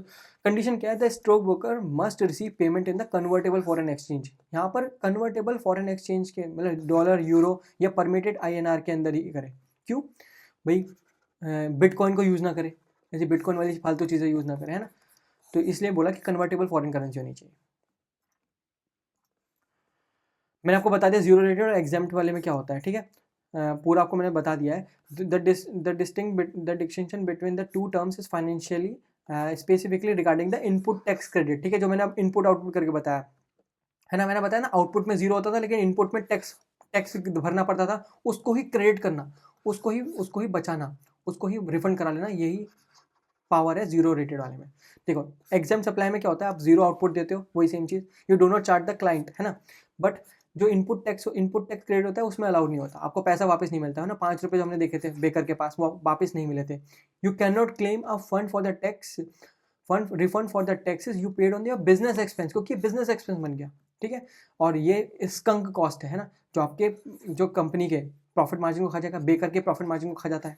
इससे बचने के लिए वो आपके इसमें ऐड कर देता है, फाइनल प्राइस के अंदर ऐड कर देता है, जैसे सेल्स ऑफ फ्री मिल्क हो गया, वो इसके अंदर आता है, सप्लाई एग्जाम सप्लाई के अंदर आती है, ठीक है। अगला क्या है, जीरो रेटेड, मैंने बताया था सेम चीज़ है, आउटपुट जीरो है, आउटपुट टैक्स कुछ नहीं है, लेकिन यहाँ पर इनपुट क्रेडिट टैक्स अलाउड है, ठीक है। You do not charge the client but you still claim a refund from the government for all GSTs you paid on the your business expense, ठीक है। ये एक्सपोर्ट और supplies to special economic zones, देखो इन चीज़ों के लिए ही applicable है ये, ठीक है, एग्जाम सप्लाईज के लिए एप्लीकेबल नहीं है। एग्जाम सप्लाईज में वो चीज़ होती है, और यहाँ पर भाई आप फॉरेन डीलिंग कर रहे हो ना, तभी एप्लीकेबल है, कहीं सोचो कि इंडिया में करने बैठ के तो एप्लीकेबल, क्योंकि इसमें लिखा हुआ है सिर्फ और सिर्फ फॉरेन इन्वेस्टर्स के लिए, ठीक है। और ये सेम चीज़ है, मैंने आपको पूरा बता दिया है, वैसे ये पढ़ना ही है ना, मैं आपको पूरा बता चुका हूँ ये चीज़ स्टोरी के थ्रू। अभी एसटीटी का ब्लो क्यों है, देखो हमने जो ये वाली चीज़ करी है एसटीटी के ब्लो को कंट्रोल करने के लिए करी। देखो ये आर्टिकल मेंशन करता है कि सॉफ्टनिंग कर रहा है, ये blow of the STT increase किया है। भाई जो हमारे एफएम है, फाइनेंस मिनिस्टर है, उन्होंने जो है ना ये बजट में बोला कि सिक्योरिटी ट्रांजैक्शन टैक्स को हम बढ़ा रहे हैं इन दिस यूनियन बजट जो अभी रिप्रेजेंट किया गया, ठीक है। क्यों बढ़ा रहे हैं, क्योंकि हम एक्सेसिव स्पेकुलेशन नहीं चाहते हैं, ठीक है, कि आप एक्सेसिव स्पेकुलेशन करो, ठीक है, उससे बचाने के लिए एफएनओ के सेगमेंट्स के अंदर रेट्स को बढ़ा दिया है, ठीक है, टैक्स रेट्स को बढ़ा दिया है। तो फ्यूचर के अंदर पहले लगता था 0.02%, अब 0.05% है, 150% इंक्रीज कर दिया है, ठीक है। और ऑप्शंस के अंदर क्या है, 0.1 था, अब 0.15 कर दिया है, 50% इंक्रीज कर दिया। तो क्यों करा है, क्योंकि जो फाइनेंस सेक्रेटरी थे ना, वो इन्होंने ये नोट किया कि 90% जो है रिटेल इन्वेस्टर्स जो है ना पैसा लॉस कर रहे थे एफएनओ के अंदर, जिससे क्या सिस्टमिक रिस्क आ सकता है, ज़्यादा स्पेकुलेशन कर रहे थे ये लोग, ठीक है। तो उस चीज़ से बचाने के लिए हमारे रिटेल इन्वेस्टर्स को इन्होंने जो है ना ये चीज़ें बढ़ा दी हैं, ये पैसा बढ़ा दिया है, ठीक है, कि हमारे खुद के रिटेलर्स ऐसे चीज़ें ना करें, क्योंकि ये बहुत रिस्की सेगमेंट है, ठीक है। लेकिन इन्होंने एक चीज़ और बोली कि STT on delivery, cash deliveries या कैश इक्विटी, उस पर जो जो चीज़ें थी, जो रेट थे, ओल्ड रेट ही न्यू रेट है, ठीक है, वो सेम है, उसमें चेंज नहीं किया है, इसमें चेंज नहीं किया है। STT on cash equity change नहीं किया है, क्योंकि ये क्या है, लॉन्ग टर्म इन्वेस्टमेंट है, कंपनी के अंदर इक्विटी खरीद रहे हो, कोई दिक्कत नहीं है। लेकिन यहाँ पर जो एसटीटी है on the future and options and forwards, इन चीज़ों पर बढ़ा दिया है, क्योंकि ये रिस्की सेगमेंट है बहुत ज़्यादा, ठीक है। आप ये बहुत शॉर्ट टर्म पीरियड के लिए होता है, ठीक है, इसलिए यहाँ पर बढ़ा दिया है डिस्करेज करने के लिए, और यहाँ पर कुछ चेंजेस नहीं किए एनकरेज करने के लिए, कि यहाँ पर आप इस पर आके करो, ठीक है।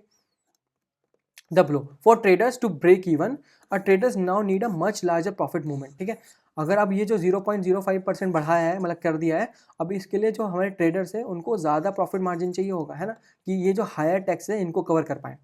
और ब्रोकर के लिए क्या होता है, नॉर्मली वॉल्यूम के ऊपर डिपेंड करता है। भाई ब्रोकर को पैसा कैसे मिलता है, ब्रोकर को अगर जितनी ज़्यादा ट्रेड होगी उतना ज़्यादा पैसा मिलेगा, क्योंकि हर एक ट्रेड शेयर पे उसको 0 पॉइंट समथिंग पैसा मिल रहा है ना। तो अब लोअर वॉल्यूम हो जाएंगे क्योंकि ये लोग आएंगे नहीं यहाँ पर। तो सिंस ब्रोकर अर्न्स फीस और ऑन वॉल्यूम, तो ये उनका रेवेन्यू भी हट करेगा। ठीक है, ये एक प्रॉब्लम हो गई, लेकिन ये अच्छी प्रॉब्लम है।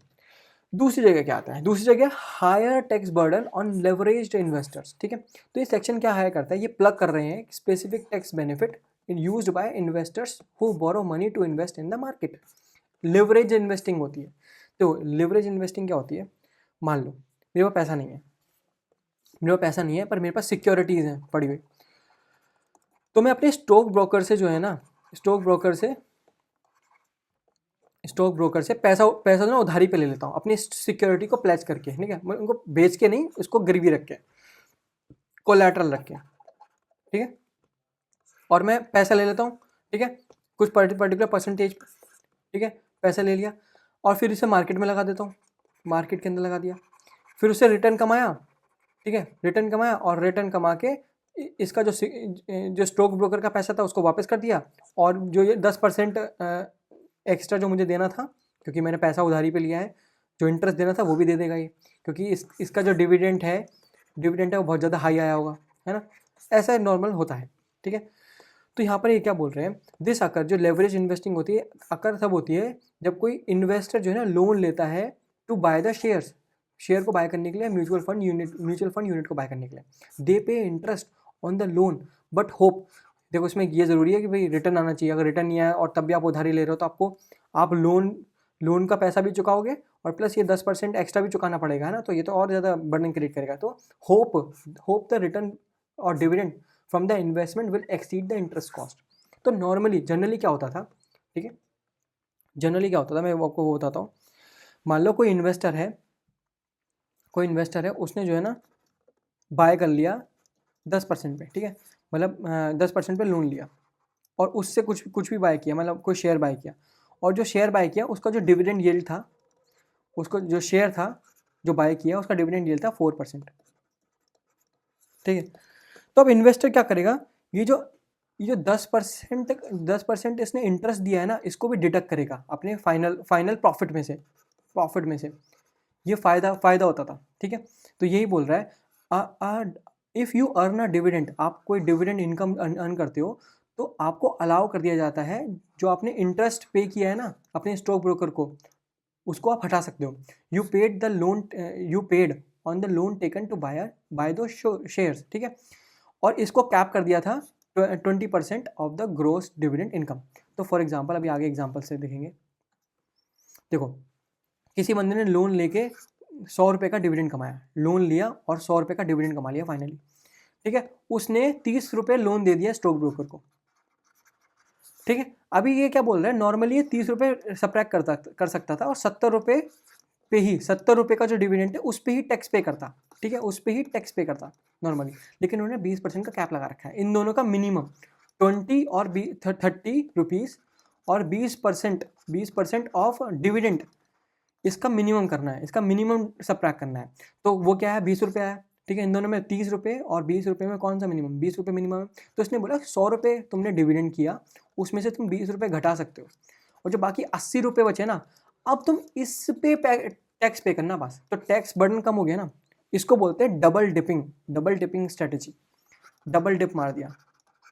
ठीक है, एक तो पैसा नहीं था, इंटरेस्ट देके तब भी पैसा कमा लिया, है ना, और फिर जो इंटरेस्ट दिया था उसको भी रिड्यूस करा लिया अपने डिविडेंड में से, डबल डिप मार लिया। ठीक है, तो ये फ़ायदा होता था पहले।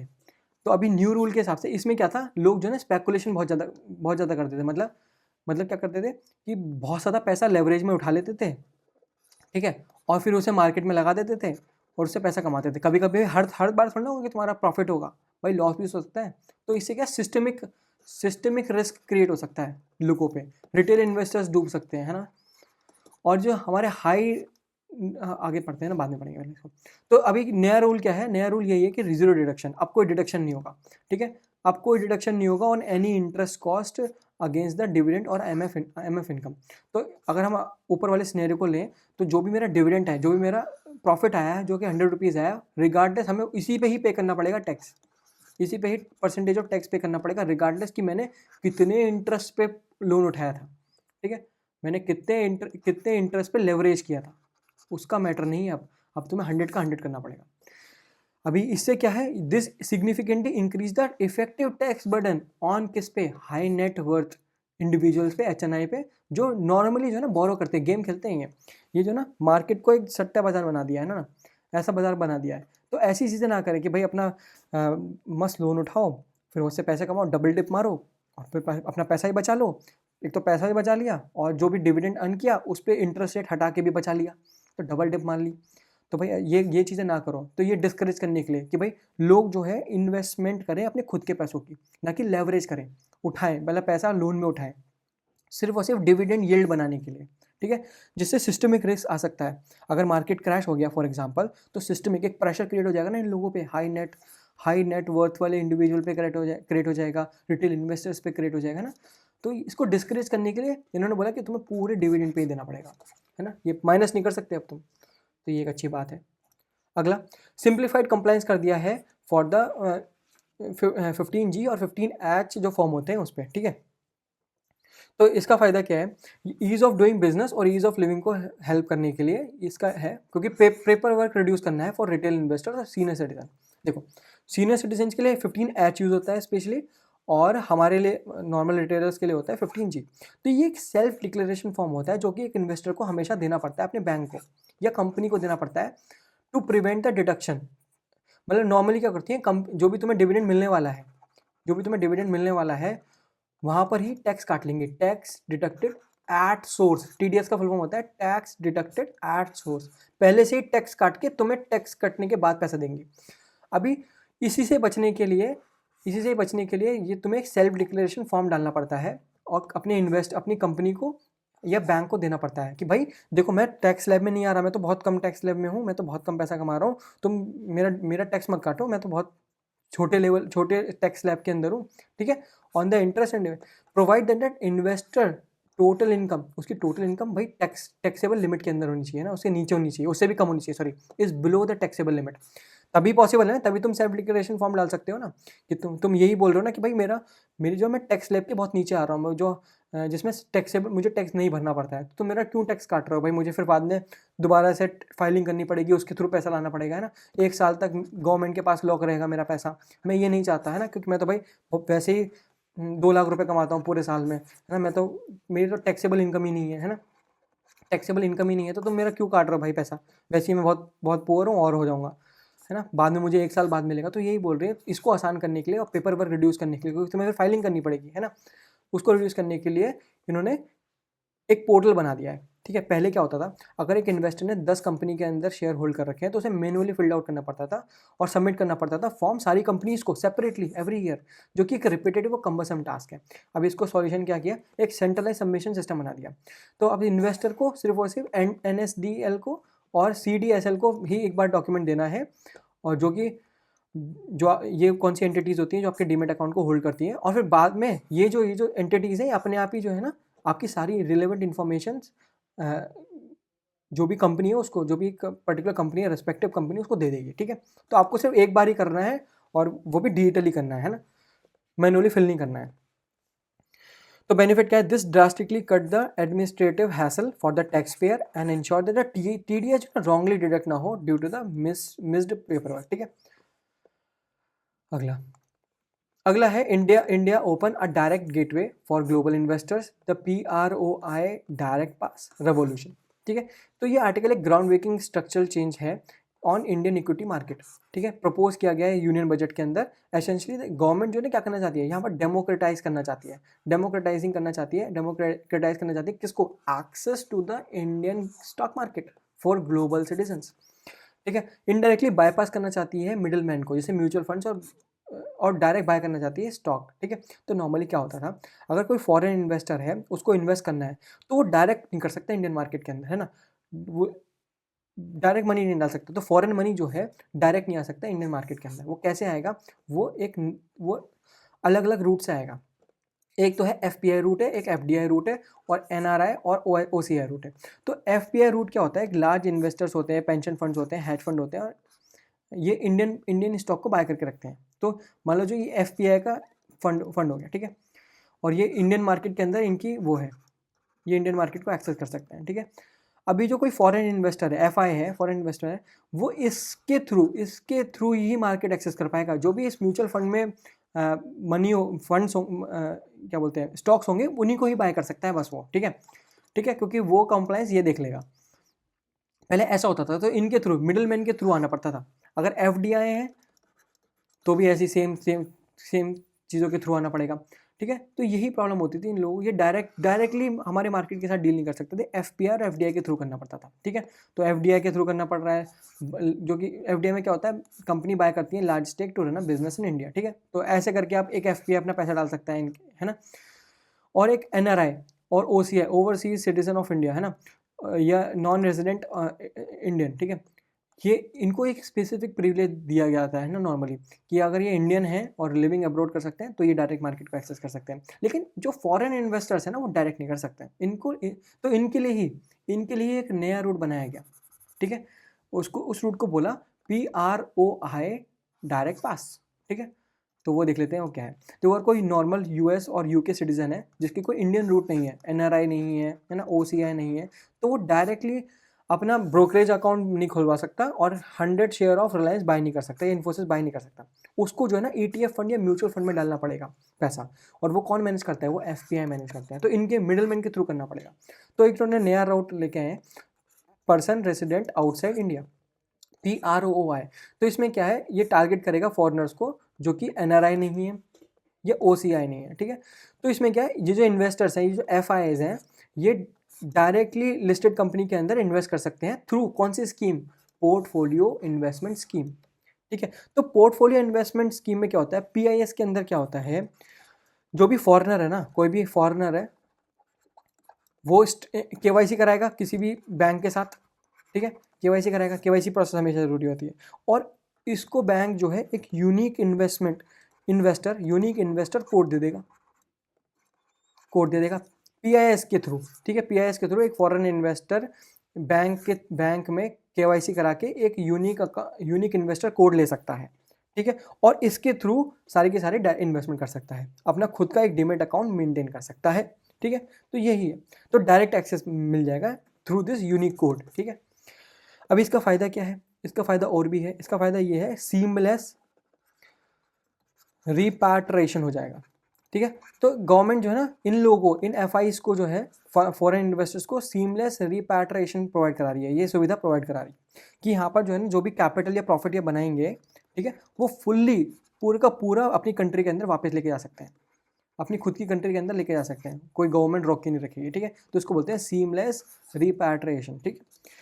और आप इस PIS के थ्रू, जो पोर्टफोलियो इन्वेस्टमेंट स्कीम है, इसके थ्रू जो है ना, आप खुद जो फॉरेन इन्वेस्टर है, वो खुद का डीमेट अकाउंट होल्ड करके रखेगा, ठीक है, खुद का। इसका मतलब उसकी खुद की ओनरशिप होगी उस अकाउंट के अंदर, ठीक है। नॉर्मली FPI में क्या होता है, FPI में ये दिक्कत होती है कि जो आपका पैसा है ना, वो बहुत सारे लोगों के साथ पूल्ड होता है, पूलिंग में होता है, क्योंकि म्यूचुअल फंड के थ्रू होता है ना FPI में, ठीक है। यहाँ पर आपके पास खुद का डीमेट अकाउंट होगा एक फॉरेन इन्वेस्टर्स का, ठीक है। तो ये है, आगे बढ़ते हैं। The new limit and safety rail, ये बहुत इंपॉर्टेंट चीज़ है भाई। ये PROI डायरेक्ट पास तो दिया, लेकिन कुछ लिमिट भी रखी। क्या लिमिट रखी, स्ट्रिक्ट कैपिंग करी। इंडिविजुअल कैप क्या रखा, अगर एक सिंगल फॉरेन इन्वेस्टर है, वो इंडिविजुअली सिर्फ 10% ऑफ कंपनी का पेड ऑफ कैपिटल भी बाय कर सकता है, ठीक है। पहले ये जो वैल्यू थी वो 5 थी, उसको 10 कर दिया है। अभी सिर्फ 10 ही क्यों किया, 20 क्यों नहीं किया, इसके पीछे रीज़न है। सिर्फ 10 ही क्यों किया, 20 क्यों नहीं किया, इसके पीछे भी रीज़न है। और दूसरी ओर एग्रीगेटेड कैप को भी रेज कर दिया, ठीक है। एग्रीगेटेड कैप क्या था, पहले 10% था, अब सारे के सारे PROI अपना पूरे का पूरा पैसा टुगेदर सिर्फ 24% of companies paid of capital by कर सकते हैं, 24%, इससे ज़्यादा नहीं, ठीक है। और ये 10% इंक्रीज किया गया है। पर हमने बोला कि भाई ये 10% ही क्यों रखा एक पर्टिकुलर परसेंट पे, ये 10% एक स्ट्रेटेजी है, एक स्ट्रेटेजिक पॉइंट है। ये क्या है, देखो FDI क्या होता है, एफडीआई नॉर्मली इन्वेस्ट करते हैं 10% अबव, ठीक है। अगर कोई भी बंदा अगर 10% अबव इक्विटी ओन करता है हमारी इंडियन कंपनी में, तो उसको हम बोल देते हैं भाई जो एफ आई है ना, असलियत में एफ डी आई है, फॉरेन डायरेक्ट इन्वेस्टमेंट है। तो फॉरेन डायरेक्ट इन्वेस्टमेंट एक लॉन्ग टर्म इन्वेस्टमेंट होती है, ठीक है, क्योंकि आप कंपनी के अंदर मैनेजरियल पावर में आ रहे हो, स्ट्रेटेजिक कंट्रोल ले रहे हो, ठीक है। तो ये जो 10% की लिमिट है ना, वो इन लोगों के लिए है, फॉरेन डायरेक्ट इन्वेस्टमेंट के लिए, एफ डी आई के लिए, ठीक है, क्योंकि ये प्रोवाइड कराती है स्ट्रेटेजिक कंट्रोल, आप मैनेजरियल पावर में आते हो तब, ठीक है। अब जो नॉर्मल हमारे एफ आईज हैं, अगर वो गलती से 10% खरीद लें, तो भाई उनको 10% खरीद तो उनको टेक ओवर रेगुलेशंस माननी पड़ेंगी, ठीक है, ओपन ऑफर्स को मेक श्योर करना पड़ेगा, है ना। तो ये बहुत सारी चीज़ें इनको अलग से करनी पड़ेंगी।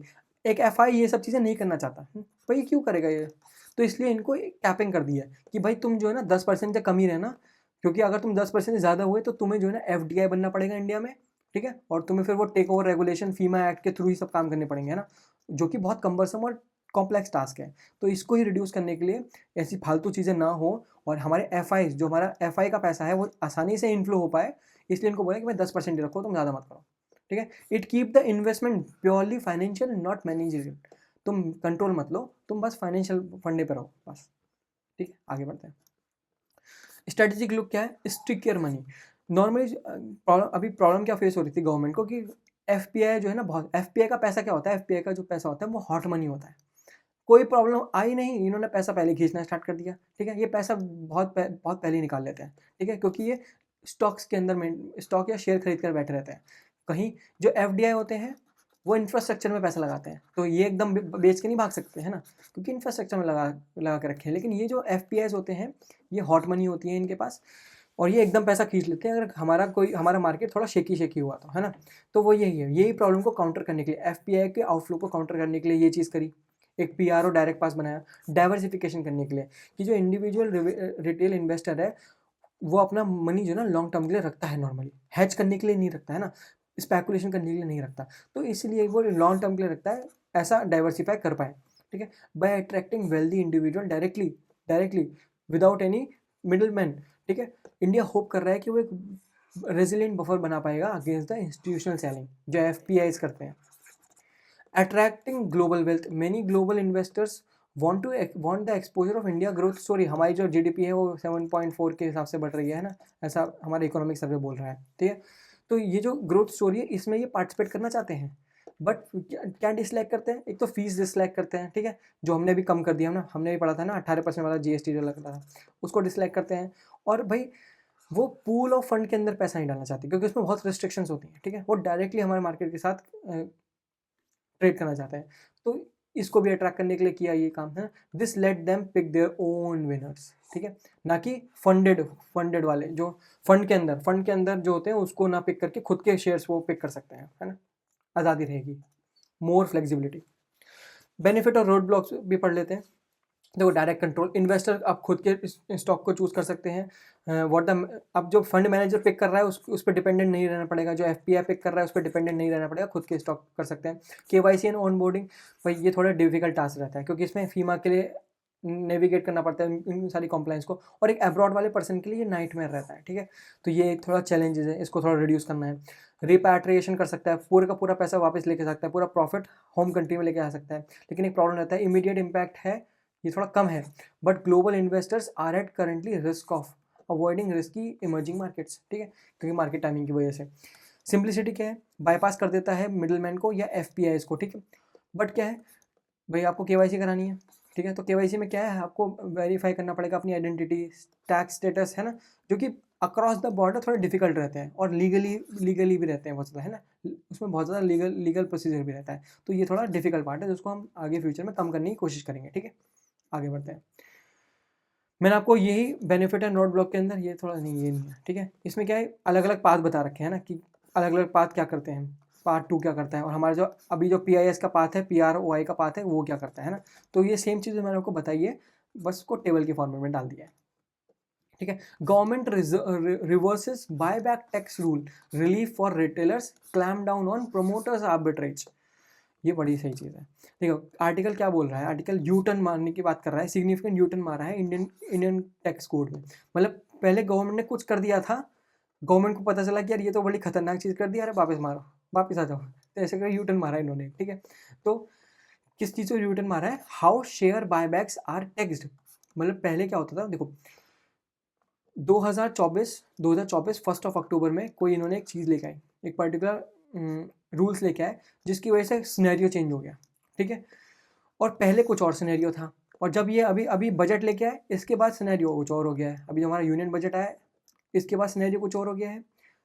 1 अक्टूबर 2024 से बाद वाला जो था सिनेरियो बहुत अलग है, उससे पहले वाला सिनेरियो बहुत अलग है। तो इन्हीं सिनेरियो की वजह से इसको बोलते हैं एरा 1, इसको बोलते हैं एरा 2, और ये हो गया एरा 3। तो इनमें बहुत सारा डिफरेंस क्रिएट हो रहा था, ठीक है। अभी हम उस पर ही डिस्कस करेंगे क्या है, ठीक है।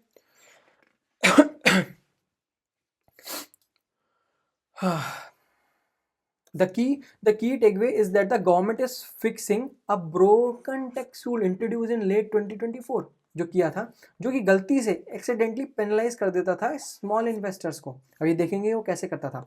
The new proposal restored this capital gain treatment for buybacks, making it much more tax efficient for retail investors while simultaneously closing the loophole, जो कि जो कंपनी के प्रमोटर्स यूज़ करते थे, उस लूप होल को बंद कर दिया, और जो एक्सीडेंटली पेनलाइज करते थे हमारे स्मॉल इन्वेस्टर्स को, उनको और एफिशिएंट बना दिया, ठीक है।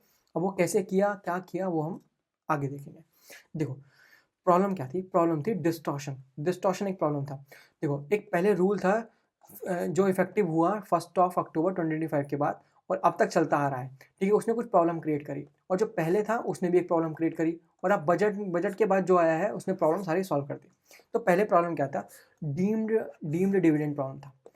भाई मान लो मेरे पास कुछ कंपनी के शेयर है, ठीक है, मैं कंपनी का एम्प्लॉय हूँ, ये मान लो मैं कंपनी का एम्प्लॉय हूँ, ठीक है। मेरे पास शेयर है जो मुझे ईसॉप के थ्रू मिले हैं, ठीक है, एम्प्लॉय स्टॉक ऑप्शंस, ठीक है, ईसॉप्स, ठीक है, ईसॉप के थ्रू मिले हैं कंपनी के मुझे स्टॉक। अभी मान लो कंपनी जो है फॉर एग्जांपल अपने आप को लिस्ट कराना चाहती है मार्केट में, ठीक है। तो उसके लिए उसको चाहिए क्या, उसको लिए चाहिए उसके पास शेयर्स। तो शेयर लेने के लिए ये क्या करती है, अपने एम्प्लॉय से ही ले लेती है सारे के सारे ईसॉप्स, बाय बैक कर लेती है। इसी प्रोसेस को बोलते हैं बाय बैक करना, कि अपने एम्प्लॉय से ही पैसा ले लिया, क्योंकि एम्प्लॉय को ही पहला वो प्रॉफिट प्रोवाइड कराना चाहती है, एम्प्लॉय को प्रॉफिट देना चाहती है। भाई जब वो मार्केट के अंदर जाएगी और प्राइमरी मार्केट में अपना पैसा डालेगी, मतलब अपने शेयर डालेगी, तो उसकी वैल्यूएशन में भी कम हो, ठीक है, तब वैल्यूएशन कम हो, तो भाई ये जो प्रॉफिट है, जो एम्प्लॉय है, उसने जो ईसॉप की फॉर्म में रख रखा है, क्या पता उसकी वैल्यूएशन कम हो जाए। तो उससे बचाने के लिए ये क्या करती है, बायबैक कर लेती है, ठीक है। बायबैक करती है कि प्रॉफिट जो है हम तुम्हें जो है ना, जो हमारी मार्केट वैल्यू में होने वाली है ना शेयर की, उससे ज़्यादा पैसों में हम तुमसे खरीद लेंगे। तो इसी प्रोसेस को बोलते हैं बायबैक करना।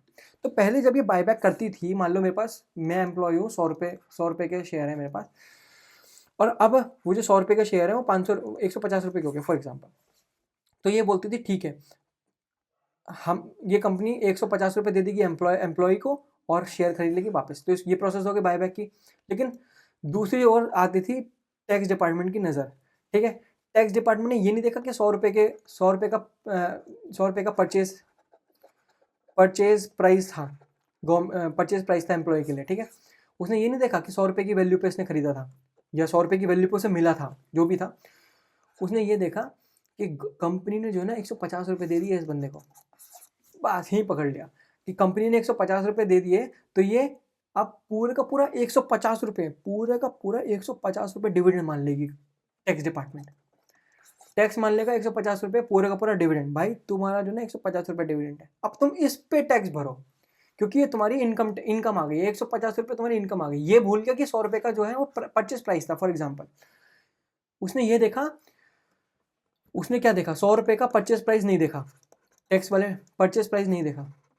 उसने ये नहीं देखा कि 100 रुपये में खरीदा होगा फॉर एग्जाम्पल। उसने ये देखा कि 50 रुपये का उस पर प्रॉफिट हुआ, और प्लस टोटल इसको 150 रुपये मिले। तो ये 150 रुपये ना, यही डिविडेंड है इसका, ऐसा मान लीजिए गवर्नमेंट, मतलब जो टैक्स डिपार्टमेंट है, तुम अब जो टैक्स दोगे ना वो 150 रुपये पे दोगे, ना कि प्रॉफिट पे नहीं, तुम पूरा डिविडेंड पे दो, इसको पूरा डिविडेंड मान लिया। तो यही प्रॉब्लम थी। When you sold the share back to the company in a buyback process, जो एंटायर अमाउंट होता था ना, जितना भी आपको मिला है वो पूरा का पूरा डिविडेंड हो जाता था, और आपको टैक्स देना है उस पूरे डिविडेंड पे according to your slab, income slab rate. तो यही दिक्कत थी। अब 150 रुपये पे तुम्हें देना है, ना कि 50 रुपये पे। तो ये था, इसकी वजह से क्या क्रिएट होता था, फैंटम लॉस ट्रैप क्रिएट हो जाता था। ठीक है, अभी एक बार देख लेते हैं फैंटम लॉस ट्रैप क्या होता है। तो फैंटम लॉस ट्रैप पढ़ने के लिए एक और चीज़ हम थोड़ा देख लेते हैं। देखो, रिटेल इन्वेस्टर्स, यहाँ पर हम मान के चलेंगे कि जो रिटेल इन्वेस्टर है इतना पावरफुल है कि वो 30% वाले ब्रैकेट में आ रहा है। ठीक है, 30% वाले इनकम टैक्स वाले ब्रैकेट में आ रहा है, ये हम मान के चल रहे हैं। ठीक है,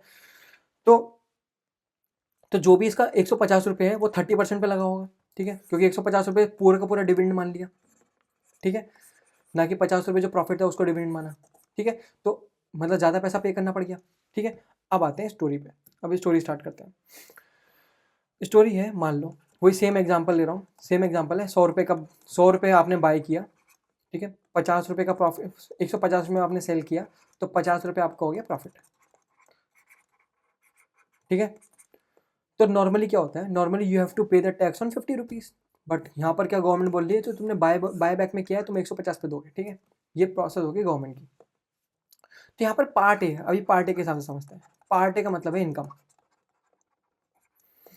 गवर्नमेंट ने ये इग्नोर कर दिया, तुम्हारे परचेस प्राइस को इग्नोर कर दिया, तुम्हारे 100 रुपये को इग्नोर करके बोला कि तुम्हारे जो 150 रुपये है ना उसको हम ट्रीट करेंगे डिविडेंड की तरह। ठीक है, और तुम्हें डिविडेंड देना पड़ेगा 150 रुपये पे। ये हो गया इनकम पार्ट। अब दूसरा पार्ट क्या हुआ, पार्ट हो गया पार्ट बी। पार्ट बी क्या है, part be the loss. The loss, ठीक है, द लॉस कैसे आया, देखो, तुम्हारे 150 रुपये की इनकम थी, जिसमें तुम्हारी 150 रुपये की इनकम थी टोटल, जिसमें से 100 रुपये तुमने ओरिजिनली स्पेंड किए थे। ओरिजिनली स्पेंड थे। ये गवर्नमेंट क्या बोलती है, तुम जो ना जो 100 रुपये है ना, इसको लॉस की तरह देख लो, ये तुम्हारा लॉस है, तुम इसे लॉस की तरह काउंट करो। ठीक है, बट क्या असलियत में लॉस हुआ, क्या असलियत में जो बंदा है उसको लॉस हुआ? नहीं भाई, उसको तो 50 रुपये का प्रॉफिट हुआ। गवर्नमेंट तुम्हें तब भी बोल रही है, गवर्नमेंट बोल रही है तुम ऐसे जो ना ऐसा करो, तुम ऐसे 50 रुपये लॉस रख लो। ठीक है, कोई दिक्कत नहीं है। जो तुमने असली में बाय किया है, जो तुम्हारा ओरिजिनल प्राइस था, परचेजिंग प्राइस था, तुम मुझे 100 रुपये को जो है ना लॉस में काउंट कर लो, तुम ऐसा करो। पर क्या असलियत में लॉस हुआ? नहीं हुआ भाई, तो असलियत में तुम्हें 50 रुपये का फायदा हुआ। जब तुमने बेचा ये तो तुम्हें 50 रुपये एक्स्ट्रा मिले। लेकिन गवर्नमेंट क्या बोल रही है कि क्योंकि हमने तुम्हारी जो इनकम है उसे 150 माना, पूरे का पूरा डिविडेंड जो है 150 माना, तुम ऐसा करो, तुम 100 रुपये को जो है ना लॉस में कंसिडर कर लो। अब ये जो लॉस है ना, इसको क्या बोलते हैं, इसको बोलते हैं कैपिटल लॉस। कैपिटल लॉस, ठीक है। तो ये जो प्रोसेस हुई इसको बोलते हैं फैंटम लॉस। फैंटम लॉस हुआ, जो कि असलियत में लॉस था नहीं, लेकिन तभी गवर्नमेंट ने तुम्हें जबरदस्ती थमा दिया, ये लो लॉस पकड़ो, ये लो लॉस, अपनी अपनी अपनी फाइनल स्टेटमेंट में लॉस की तरह लेके जाओ इसको। ठीक है, लेकिन तुम्हारा लॉस नहीं है, तुम्हें 50 रुपये का फायदा मिल रहा है। ठीक है, लेकिन गवर्नमेंट ने पकड़ा, लो भाई, क्योंकि तुम जो है यहाँ पर 150 रुपये पे एक्स्ट्रा टैक्स, हाई टैक्स पे कर रहे हो। गवर्नमेंट तुम्हारे लिए थोड़ी बेनिफिशियरी वाली बातें कर रही है, बोल रही है तुम इसे 100 रुपये का लॉस में करो। क्यों लॉस में करो? क्योंकि जब भी कैपिटल लॉस होता है ना, मान लो अभी मैंने फ्यूचर में दोबारा से कोई कैपिटल गेन किया, मैंने अपनी लॉन्ग टर्म कैपिटल गेन वाले जो शेयर थे दोबारा बेचे। ठीक है, बेचे मार्केट के अंदर, अभी इस पर मुझे कैपिटल गेन मिला। तो गवर्नमेंट बोल रही है तुम ऐसा करो, ये जो तुमने लॉस बुक किया है ना, इसको माइनस कर लेना यहाँ पर। तो अब तुम्हें जो टोटल कैपिटल, मतलब टोटल कैपिटल गेन था 1000 रुपये का, और हमें 100 रुपये का लॉस हमारी स्टेटमेंट में दिख रहा है। तो अब जो है तुम्हारा जो टोटल कैपिटल गेन है वो असली में 900 रुपये है, और अब तुम इस पर टैक्स देना, कोई दिक्कत नहीं है। क्यों? क्योंकि तुमने कैपिटल लॉस पहले उठाया है, तो हमने उसे तुम्हें थोड़ी राहत दे रहे हैं। पर भाई, मुझे जो राहत मिल रही है ये कब मिल रही है, जब मैं दोबारा से अपना कोई लॉन्ग टर्म कैपिटल गेन वाला शेयर बेच रहा हूँ। अगर मैं ऐसा पूरे साल ना करूँ तो जो मेरा जो कैपिटल लॉस दिख रहा है, तो धरा का धरा रह जाएगा, बैठा का बैठा रह जाएगा, मुझे कोई प्रॉफिट ही नहीं मिल रहा। तो मेरा जो फैंटम लॉस है, तो मेरे को लॉस बता रहा है। इनडायरेक्टली मैंने क्या किया यहाँ पर, इनडायरेक्टली मैंने पे क्या किया, अगर मैं अपने आप को देखूँ, मैंने 30% पैसा पे कर दिया अपने डिविडेंड 150 पे, और इससे क्या पावर खरीद ली, ये पावर खरीद ली, अगर कोई मुझे फ्यूचर में कैपिटल गेन होगा जिस पे नॉर्मली मैं 12.5% पे करता हूँ, वहाँ पर मैं अपना कैपिटल लॉस मैनेज कर सकता हूँ। मतलब मैंने हाई टैक्स पे करके चीप डिस्काउंट खरीद लिया कि मुझे फ्यूचर में थोड़ा फायदा हो जाएगा। ठीक है, तो गवर्नमेंट ऐसे पागल बना रही है इनडायरेक्टली कि भाई कैपिटल लॉस में तुम रख लो। इसी चीज़ को चेंज किया गवर्नमेंट ने। अब वो पागल नहीं बना रही है, अब उसको सही कर दिया। ठीक है, तो ये फालतू हरकत कर रही थी। तो फैंटम लॉस क्या होता है? Since the entire pay out was tax as a income, ठीक है, you the money you originally paid to buy those, जो कॉस्ट ऑफ एक्विजिशन है जो 100 रुपये था, वॉज लेफ्ट स्ट्रैंडेड। ठीक है, तो लॉ क्या कहता है? ये लॉ बोलता है जो इसको जो तुम्हारा कॉस्ट ऑफ एक्विजिशन है जो 100 रुपये है, उसको तुम कैपिटल लॉस की तरह रखो, which you can use this loss to offset the other capital gain. क्योंकि तुम्हें कैपिटल गेन पे भी तो 12.5% पे करना है। अब तुम्हें कम कैपिटल गेन पे करना पड़ेगा, क्योंकि 900 रुपये, अब 900 रुपये वाले करना पड़ेगा, ना कि 1000 रुपये पे। ना कि 1000 रुपये पे तुम्हें 12% देना पड़ेगा, अब तुम्हें सिर्फ 900 रुपये पे देना पड़ेगा। तो यहाँ पर तुम अभी पूरा दे दो, बाद में तुम थोड़ा फ़ायदा उठा लेना। लेकिन वो फ़ायदा तभी उठा पाऊंगा जब मैं कैपिटल गेन करूँगा पूरे साल में। अगर नहीं किया तो क्यों ये हर्ट करता है रिटेलर को? जो स्मॉल इन्वेस्टर्स होते हैं उसके 30% ब्रैकेट में जब आते हैं वो, और बायबैक प्रोसेस में उन्हें 30% देना पड़ता है for the full value, not just the profit. 50 रुपये पे नहीं, 150 पे। And they left with the capital loss on paper. Capital loss उनका पेपर पे आ जाता है, जो कि कभी वो यूज़ ही नहीं कर पाते। उसके लिए लॉन्ग टर्म कैपिटल गेन भी तो के शेयर भी तो बेचने पड़ेंगे, और नहीं बेचे तो वही लॉस करता है। तो अभी नया प्रपोजल क्या है देखो, अभी शिफ्ट कर दिया है the tax treatment back to the capital gain. क्या? अब now you will tax only on the profit. अभी वो जो प्रॉफिट 50 रुपये था अब उस पर होगा। ठीक है, buy back price minus the purchase price, 150 minus 100। अब वो 500 रुपये पे ही लगेगा, फुल वैल्यू पे नहीं लगेगा। उसको चेंज कर दिया और बोल दिया इंस्टीड ऑफ पेइंग 30%, अब आप स्वीटर कैपिटल गेन रेट्स पे करो। अगर आपने वो जो पर्टिकुलर बायबैक शेयर थे उसको 12 मंथ से ज़्यादा होल्ड कर रखा है तो 12.5, अगर शॉर्ट टर्म 12 मंथ से कम के लिए कर रखा है तो 20% पे दो बस। ठीक है, 30% को भी रिड्यूस कर दिया, और अब सिर्फ और सिर्फ जो टैक्स लगेगा वो प्रॉफिट पे लगेगा। This dramatically increase the in hand cash for the share holder participate in buyback condition. ठीक है, प्रोमोटर के लिए पेनल्टी कर दी, स्टॉपिंग द टैक्स आर्बिट्रेज। देखो मैंने ये जो स्टोरी बताई आपको, ये बताई थी 1 अक्टूबर 2024 के बाद की। ठीक है, अभी तक क्या चलता आ रहा था, ये प्रॉब्लम थी। लेकिन पहले अब जो है ना, ये जो पेनल्टी वाली बात है ना, प्रोमोटर वाली पेनल्टी वाली बात है, ये हम इसके पीछे का एरा 1 की बात करेंगे। एरा 1 में तो पहले क्या होता था, जो प्रोमोटर्स होते थे, वेल्दी प्रोमोटर्स होते थे, ये प्रेफर करते थे बायबैक। मतलब जो अपना पैसा है ये बायबैक की फॉर्म में लेंगे। ठीक है,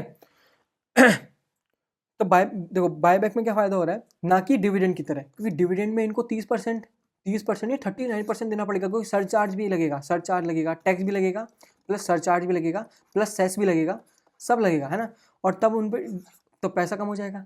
लेकिन ये क्या, बायबैक में, ये इस एरा 1 में क्या होता था, एरा 1 में प्रमोटर्स के लिए क्या होता था, एरा 1 में बायबैक जब होता था ना तो उन्हें कैपिटल गेन पे ही देना पड़ता था, जो कि 12.5 था, जो कि चीपर है देन द डिविडेंड टैक्स। तो ये पहले करते थे। तो जो प्रोमोटर्स होते थे, प्रोमोटर्स एरा 1 में ऐसा फायदा उठाते थे। एरा 2 की बात नहीं हो रही यहाँ पर, एरा 1 की बात हो रही है, बिफोर 1 अक्टूबर 2024 उसकी बात हो रही है।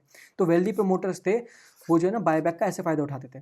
तो बायबैक का जो लॉजिक है वो कैपिटल स्ट्रक्चर को मतलब आपकी अर्निंग पर शेयर को कम करने के लिए हुआ है ना। ठीक है, उसको मॉडरेट करने के लिए हुआ है, not just to save the tax for owners. अपने ओनर्स के लिए टैक्स बचाने के लिए नहीं हुआ है। ठीक है, तो गवर्नमेंट ने क्या बोला कि जो अब ये जो रूल सेट किया, ये एरा 3 में किया। मतलब आज के टाइम पे, बजट के टाइम पे डोमेस्टिक कॉर्पोरेट प्रोमोटर्स को इफेक्टिवली 22% पे टैक्स देना पड़ेगा। ठीक है, और जो हमारे फॉरेन और नॉन कॉर्पोरेट प्रोमोटर्स हैं उनको फ्लैट 30% पे टैक्स देना पड़ेगा। अब ये बायबैक वाला फंडा ही खत्म कर दिया, अब तुम 12.5 पे कर ही नहीं सकते, कर लो।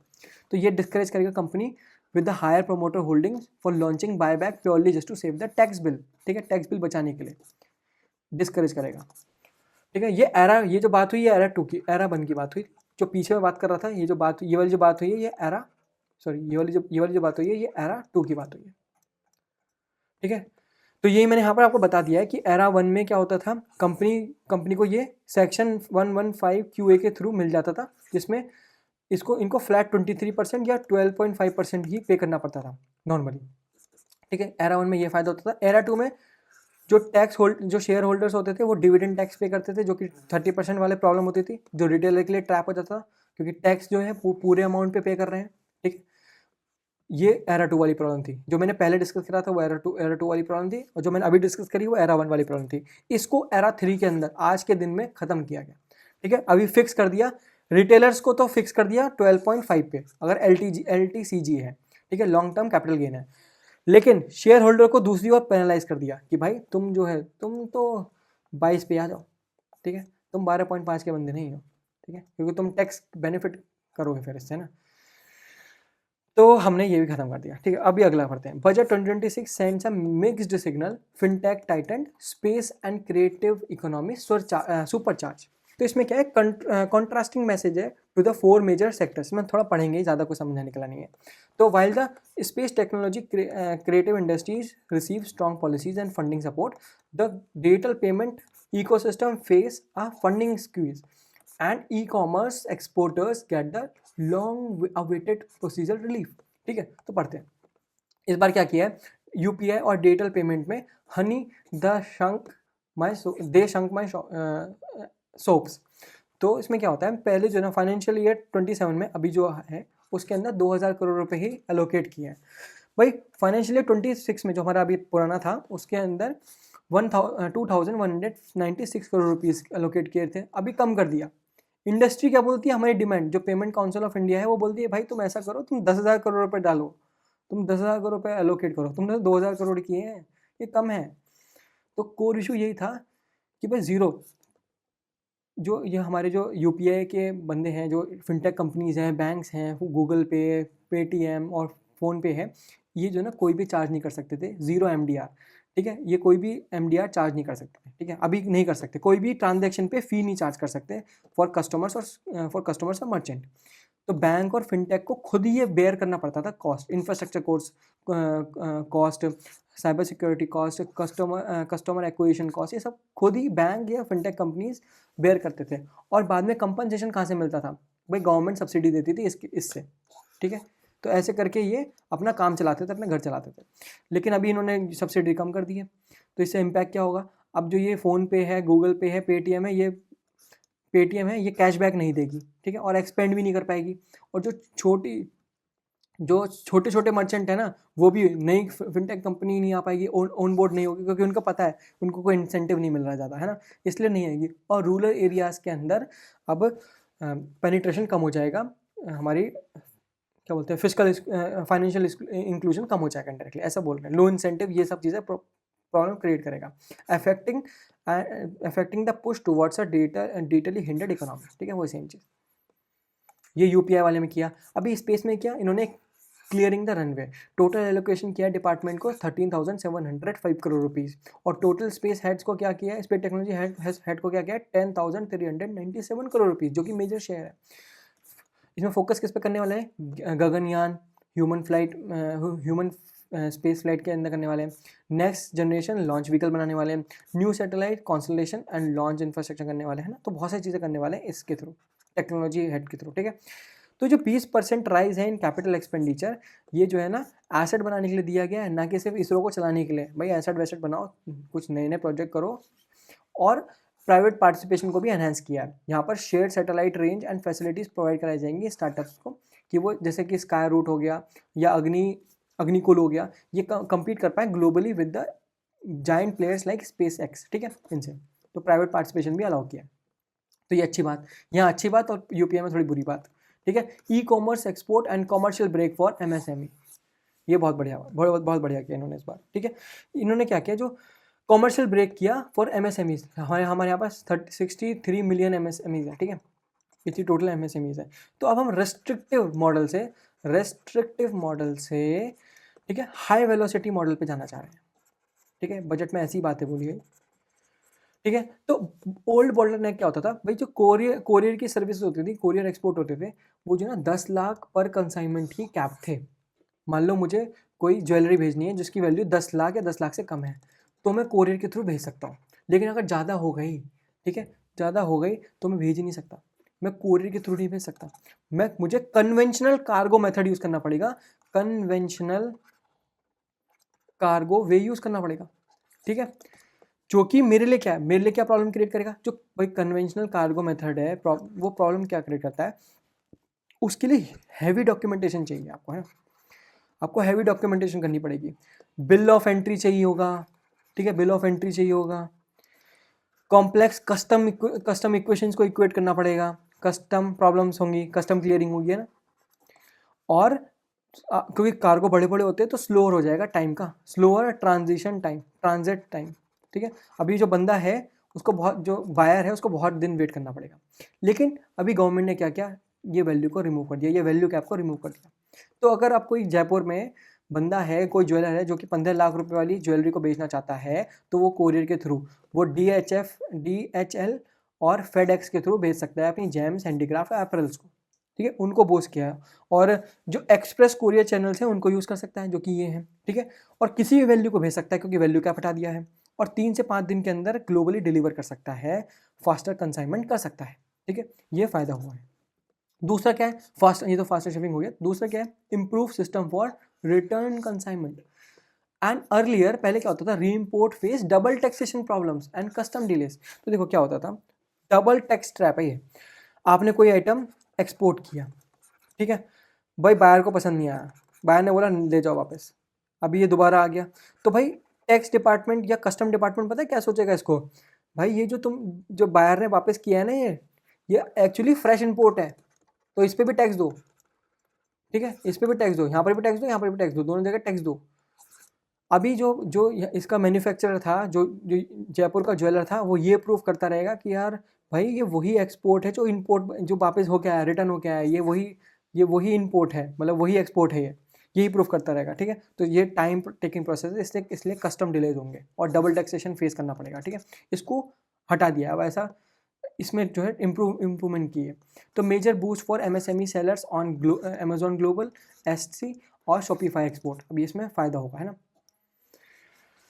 अगला क्या है, एनिमेशन के ऊपर बहुत अच्छा किया है, animation, VFX, gaming and comics के ऊपर, AVGC सेक्टर में गेम ऑन फॉर टैलेंट, ऐसा कर दिया। ऑरेंज इकोनॉमी बोलते हैं इसको, ऑरेंज इकोनॉमी, अलग अलग नाम देती रहती है हमारी गवर्नमेंट, ये ब्लू इकोनॉमी, कभी ऑरेंज इकोनॉमी, अलग अलग। तो make India a global hub for animation, VFX, gaming and economics, ऐसा हम चाहते हैं। तो हमारा टारगेट क्या है, 2 मिलियन प्रोफेशनल बाय 2030, ठीक है।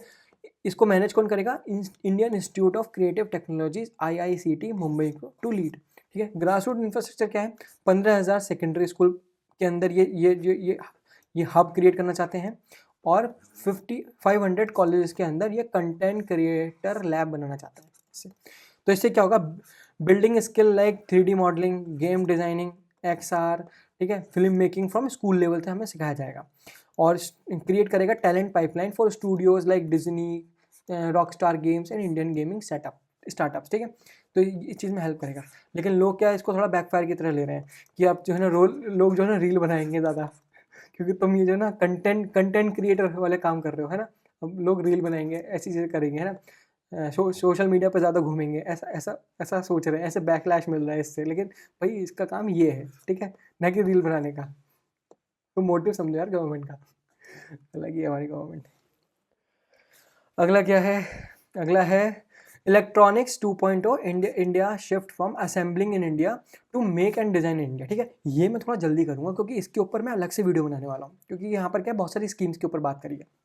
तो ये स्ट्रेटेजिक पिवट है और in Indian electronic policy, merely attracting assembly lines. सिर्फ इंडिया में आकर आप असेंबली लाइन ना बनाओ, पूरी की पूरी अपस्ट्रीम वैल्यू चेन क्रिएट करो for semiconductors and component. The goal is to move step by step toward designing in India, not just screw, मतलब आप पार्ट लेके आओ इंडिया में और उसको स्क्रू कर दो, ठीक है, उसको असेंबल कर दो और फिर बेच दो बोल के make in India, make in India. ऐसा नहीं करना, मेक इन इंडिया, डिज़ाइन करो मेक इन इंडिया, है ना, और फिर उसको असेंबल करो मेक इन इंडिया, तब जाके मेक इन इंडिया, है ना। ऐसे मेक इन इंडिया नहीं बोलो।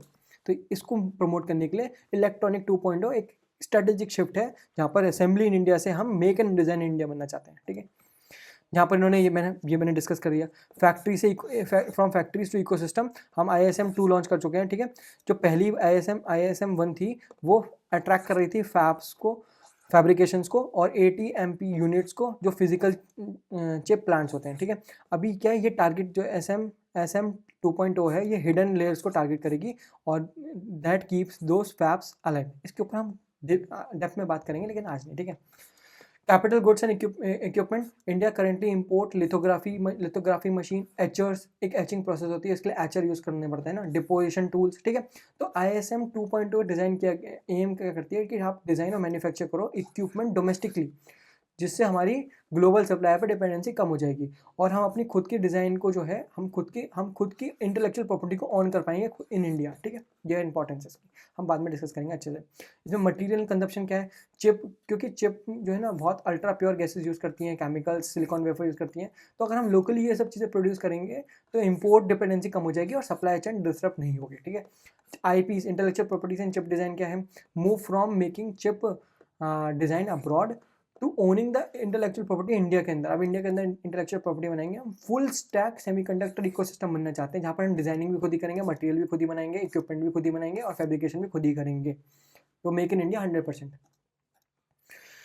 Electronic manufacturing, component manufacturing scheme, cutting the import bill, ठीक है।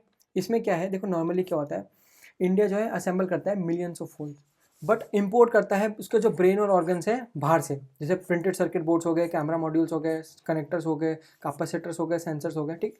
तो मैंने बोला था ना 20,000 करोड़ तक का एलोकेशन किया था लास्ट में, है ना, अभी उसको रेस करके 40,000 करोड़ कर दिया है, ऑलमोस्ट डबल कर दिया है, ठीक है। तो subsidiaries production of these are not very attractive but critical component inside the India, ठीक है, इसलिए इसको सब्सिडाइज किया, ज़्यादा हैविली किया, जिससे क्या है मेक इन इंडिया वाली चीज़ें आएंगी, फ़ोन जो है इंडिया के अंदर बनेगा और मेक इन इंडिया का मतलब सिर्फ और सिर्फ इंडियन लेबर को यूज़ करना नहीं होगा, अब वहाँ पर इंडिया के अंदर ही वैल्यू एडिशन करना होगा, ठीक है।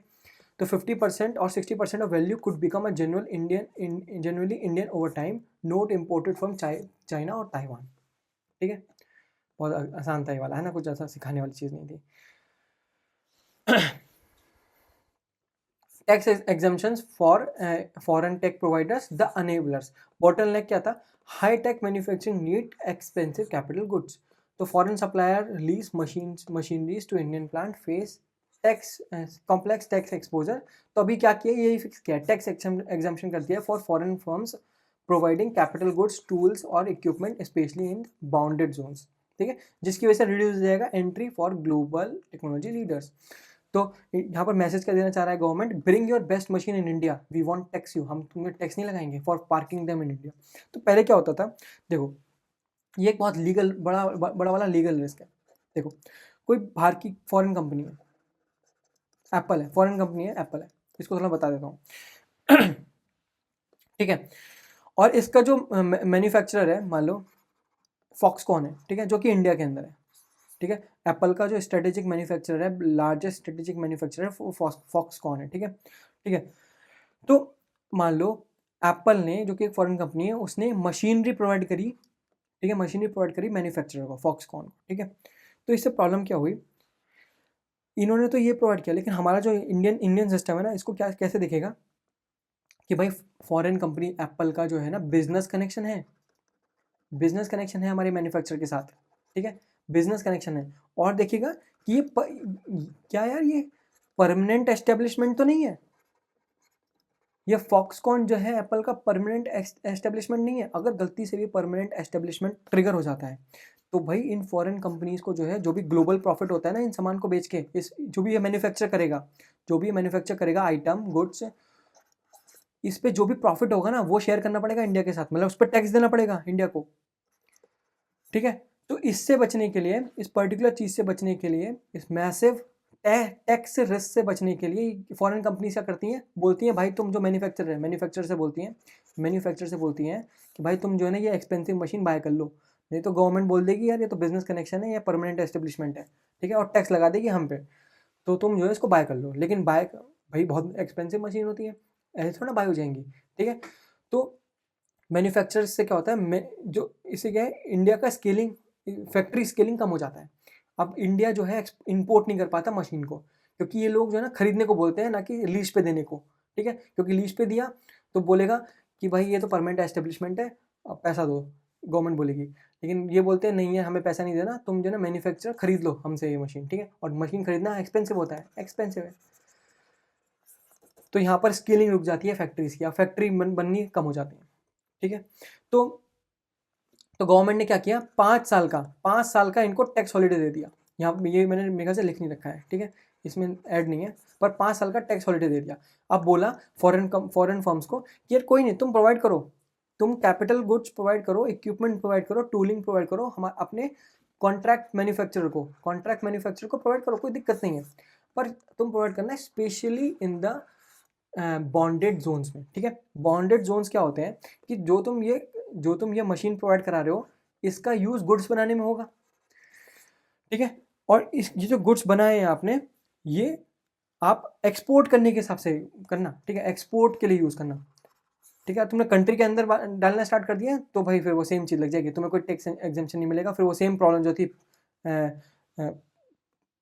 परमानेंट एस्टेब्लिशमेंट पी ट्रिगर हो जाएगा, फिर दिक्कत स्टार्ट हो जाएगी, सेम चीज़। तो इन्होंने ये बोला कि कोई नहीं, टैक्स एग्जाम्पशन दिया 5 साल के लिए, 5 साल के लिए टैक्स हॉलिडे दिया फॉरेन फर्म्स को, कोई नहीं, प्रोवाइड करो अपना कैपिटल गुड, टूल प्रोवाइड करो, कोई दिक्कत नहीं है, इक्विपमेंट प्रोवाइड करो, कोई दिक्कत नहीं है, अपने कॉन्ट्रैक्ट मैन्युफैक्चर को प्रोवाइड करो, कोई दिक्कत नहीं है, फॉक्सकॉन को दो, कोई दिक्कत नहीं है, लेकिन स्पेशली इन बॉन्डेड जोन में देना, कि जो वो उससे गुड बनाए वो एक्सपोर्ट ही करें, ठीक है, इंडिया में बेचना स्टार्ट ना कर दें, ठीक है। आगे बढ़ते हैं। वही सेम चीज़ मैंने यहाँ पर टेबल के थ्रू बता रखी है, ठीक है, पढ़ लेना। Budget 2026, cheaper medicine and appliance, costlier coffee and gaming, big push for the sport, ठीक है। ये पढ़ने वाला है, जल्दी पढ़ के खत्म करते हैं आगे, है ना। देखो, यूनियन बजट में custom duties as a policy lever use किया, ठीक है, to ease the consumer price where the socially desirable promote domestic manufacturing and tax luxury consumption, ठीक है। तो यहाँ पर क्या है, देखो 7 लाइफ सेविंग कैंसर और रेयर डिजीज ड्रग को जो है ना, इन्होंने उस पर कस्टम ड्यूटी हटा दी है, 17 कैंसर मेडिसिन पे हटा दी है और 7 रेयर डिजीज ड्रग्स पे हटा दिया है। ये एक बिग ह्यूमैनिटेरियन मूव है इंडिया की तरफ से, ठीक है। और क्या किया है, क्यों ये मैटर करता है, क्योंकि एक डोज बायोलॉजिकली अगर आप इंपोर्ट करो ये चीज़, तो एक डोज है ना 5 से 15 लाख रुपए तक की होती है, जो कि बहुत ज़्यादा है। तो इस पे इंपोर्ट टैक्स ना लगे, इसलिए रिमूव कर दिया है इसको, कि इनका जो MRP है वो हमारे पेशेंट्स के लिए, हॉस्पिटल के लिए नॉर्मल रहे, ठीक है। नहीं तो कौन पैसा देगा यार, 5 से 15 लाख रुपए पर डोज, बहुत बड़ा वैल्यू है। तो इससे क्या होगा, इम्पैक्ट क्या है, reduce out of pocket health expenses कम हो जाएगा, ठीक है, ग्रेटर इंश्योरेंस अफोर्डेबिलिटी बढ़ जाएगी, और signal of pro patient public health stand, government का ये स्टैंड दिखाता है, ठीक है। लेदर गुड्स और एक्सपोर्ट एंड कंज्यूमर बूस्ट पे duty free imports of input like chemicals, processed Heights, ठीक है, और स्पेशल फिटिंग्स, इन पे ड्यूटी फ्री कर दिया है इस पे, है ना। ऑब्जेक्टिव क्या है, स्ट्रेंथन करना चाहता है लेदर एक्सपोर्ट को, है ना, फुटवेयर्स, बैग्स और गारमेंट को, ठीक है। लोअर प्रोडक्शन कॉस्ट, अगर क्योंकि लोअर प्रोडक्शन कॉस्ट होगा तो कॉम्पिटेटिव एक्सपोर्ट हो जाएगा, है ना।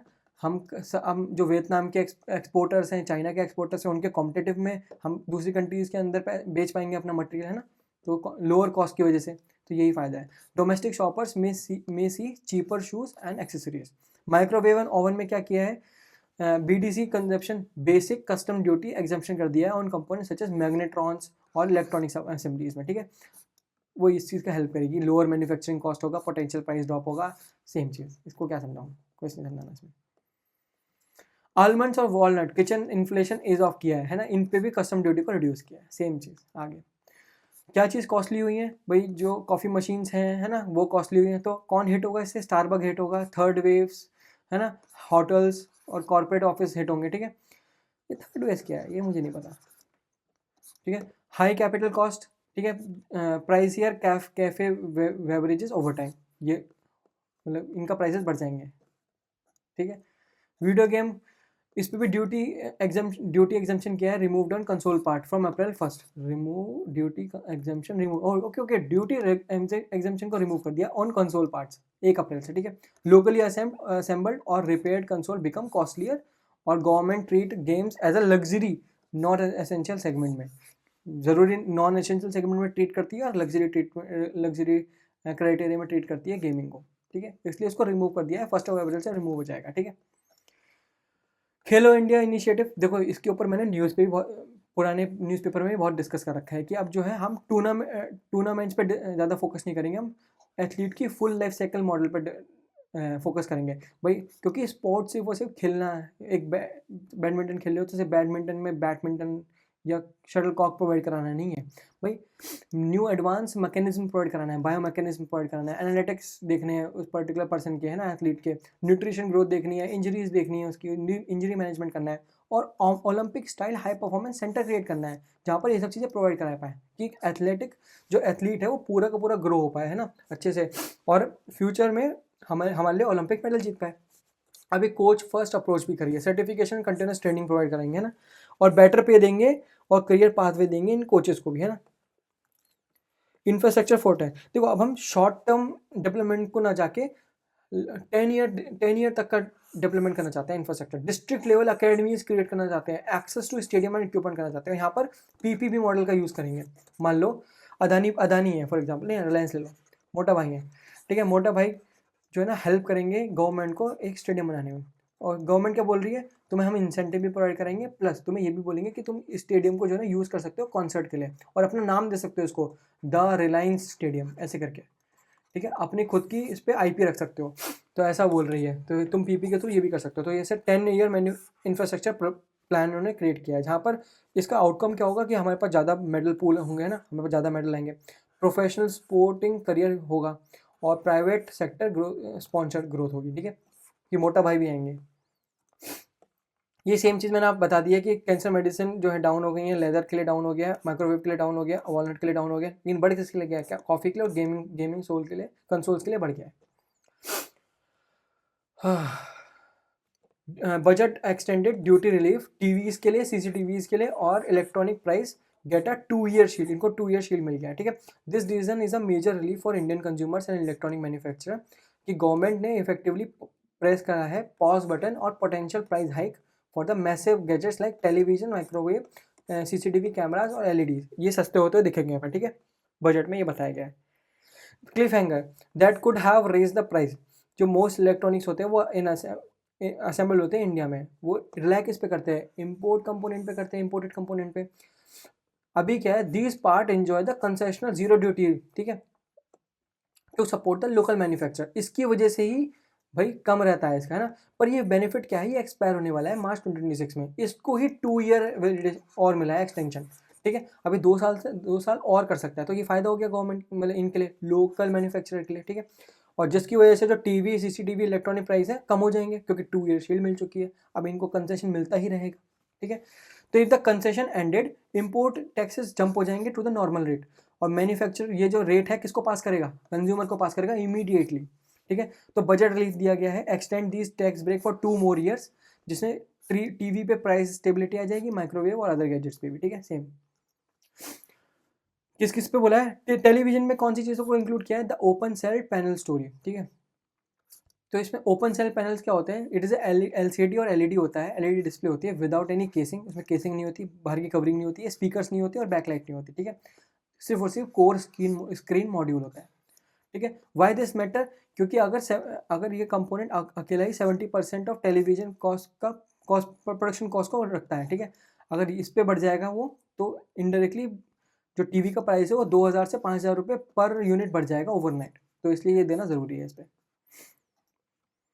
IGCR rule protecting the real manufacturer, ठीक है, जो import of goods at concessional rate, अभी फैक्ट्री को अलाउ कर दिया है कि वो जो पार्ट को इम्पोर्ट कर पाए लोअर ड्यूटीज पर, सिर्फ कब, जब वो सिर्फ और सिर्फ उन पार्ट्स को मैन्युफैक्चरिंग के लिए यूज़ करेंगे, ना कि रीसेल करने के लिए। पहले क्या होता था कि कुछ लोग जो है ना इम्पोर्ट कर लेते थे सामान को लोअर प्राइस पे, और हैवी प्राइसेस पे बाहर अपने इंडिया के अंदर ही बेच देते थे, और प्लेयर्स को, छोटे छोटे प्लेयर्स को, तो भाई ये तो गलत चीज़ है ना, तुम गवर्नमेंट का फ़ायदा उठा रहे हैं डायरेक्टली, तो वो ना हो, तुमसे मैन्युफैक्चरिंग के लिए यूज़ करो, इसलिए ये वाली चीज़ बोलिए, तभी मिलेगा ये वाला।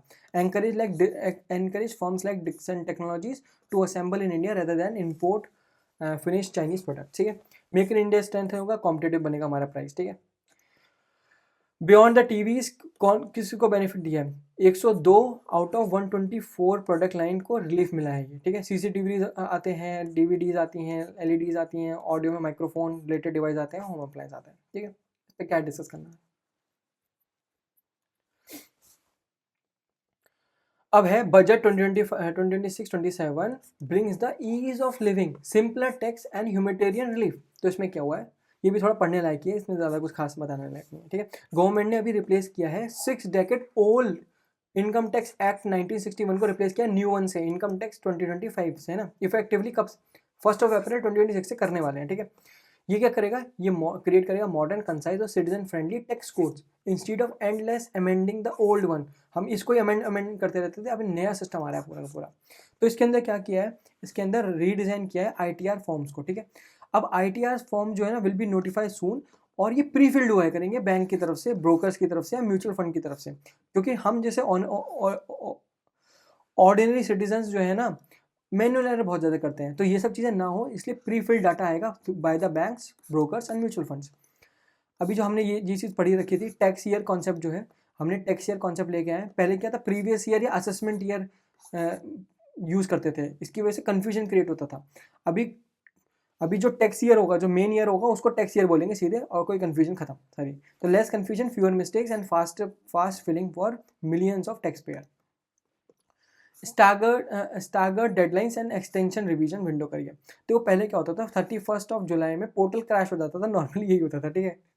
ITR फाइल करोगे तो यही होता था। तो गवर्नमेंट ने स्प्लिट कर दिया है ये डेट्स को। तो 31 जुलाई में क्या होता है, सैलरीड इंडिविजुअल और पेंशनर्स जो कि ITR 1 और ITR 2 फाइल करेंगे, वो 31 जुलाई तक करेंगे। लेकिन एक्स्ट्रा टाइम दिया गया, 31 अगस्त दिया गया किसको, स्मॉल बिजनेस और प्रोफेशनल्स को, नॉन ऑडिट केसेस में, जो कि थोड़ा ज़्यादा टाइम लेते हैं, क्योंकि उनकी कॉम्प्लाइंस, उनका थोड़ा कॉम्प्लेक्स चीज़ होती है, कॉम्प्लेक्स अकाउंट्स होते हैं, इसलिए उनको थोड़ा टाइम लग जाता है, ठीक है। उनको एक्स्ट्रा टाइम दिया गया, हमारे लिए वो टाइम नहीं है। सेकंड चांस दिया गया है टू करेक्ट द मिस्टेक। देखो अगर आपने कुछ गलती कर दी तो पहले क्या दिसंबर 31 तक ही मिलता था, अभी उसको 31 मार्च तक कर दिया है फाइनेंशियल ईयर में, ठीक है। अगर आप दिसंबर 1 के बाद कोई करेक्शन करने की कोशिश करते थे तो उसमें नॉमिनल फी लगती थी 1,000 से 5,000 तक रुपए का। अभी इसको प्रिवेंट किया गया है हार्श कॉन्सिक्वेंसेज, क्योंकि लोग फिर टैक्स इवेजन करते थे, ठीक है। अभी क्या है, ज़्यादा टाइम दिया गया है ना, ज़्यादा टाइम दिया गया है, ज़्यादा टाइम दिया, और फ्यूअर पेनल्टीज कर दी गई हैं, जिससे क्या है, लो कंप्लाइंस स्ट्रेस, अब कंप्लाइंस बर्डन खत्म हो गया है हम पे, ठीक है। अगला, tax free compassion relief for road accident. हाँ ये थोड़ा इंपॉर्टेंट है, थोड़ा इसको थोड़ा सा पढ़ते हैं। द ओल्ड प्रॉब्लम क्या थी, जो विक्टिम होता था, मान लो जैसे किसी का मृत्यु हो गया है ना, मान लो हाईवे में मृत्यु हो गया, मतलब डेथ हो गया, तो इंश्योरेंस जो है ना, इंश्योरेंस फंड जो थे, अगर इंश्योरेंस करा रखा है तो आपको पैसा मिलता था, ठीक है। तो पहले क्या होता था, पहले क्या है, जो इंश्योरेंस कंपनी होती थी ना, TDS काट लेती थी। कब TDS काट लेती थी, अगर जो आपका इंश्योरेंस का पेमेंट है वो 50K से ज़्यादा है, ठीक है, उस पर 10% का TDS अपने टाइम पे काट लेती थी। अभी TDS काटा कोई दिक्कत नहीं है, क्योंकि प्रॉब्लम ये है कि जो TDS कटा है ना, ये एक विक्टिम के ऊपर कटा है, और नॉर्मली जो लोग होते हैं ना, थोड़े लो इनकम पीपल होते हैं, लो इनकम पीपल, इनके पास देखो पैन कार्ड भी नहीं होता कभी कभी, है ना, तो ये मनी डिडक्ट नहीं करा पाते, है ना, मतलब ये फाइलिंग नहीं कर पाते। अगर फाइलिंग करना भी चाहते हैं तो इनको CA हायर करना पड़ता है, तो क्या ये CA हायर कर पाते हैं? अरे नहीं कर सकते, इनके पास वैसी इनकम नहीं है, है ना। तो ये इनके लिए इम्पॉसिबल टास्क है कि ये CA हायर करके टैक्स जो डिडक्ट किया है इसको वापस ला सकें। तो ये दिक्कत होती है, ये इंश्योरेंस वाले ऐसे ही कर लेते थे, तो अभी उनको बोल दिया नहीं भाई, तुम ऐसा कुछ करने की जरूरत नहीं है, no tax deduction by the insurance company, नहीं करने का तुम, ठीक है। दूसरी ओर क्या होता था, दूसरी ओर ये होता था, दूसरी ओर था कि victim receiving compensation for motor accident claim tribunals, ठीक है, were also paid interest due to the court delays. Normally क्या होता था, मान लो कोई कोई कोई मोटर एक्सीडेंट क्लेम ट्राइब्यूनल चल रहा है, ये एक जुडिशरी प्रोसेस है, ठीक है। मान लो 50,000 रुपये देने हैं विक्टिम को, और उसके ऊपर केस लड़ा जा रहा है अभी, या मतलब उस पर क्लेम है और वो क्लेम करना है, तो ये जुडिशरी प्रोसेस है, 5 से 10 साल ले लेती है क्लेमिंग का।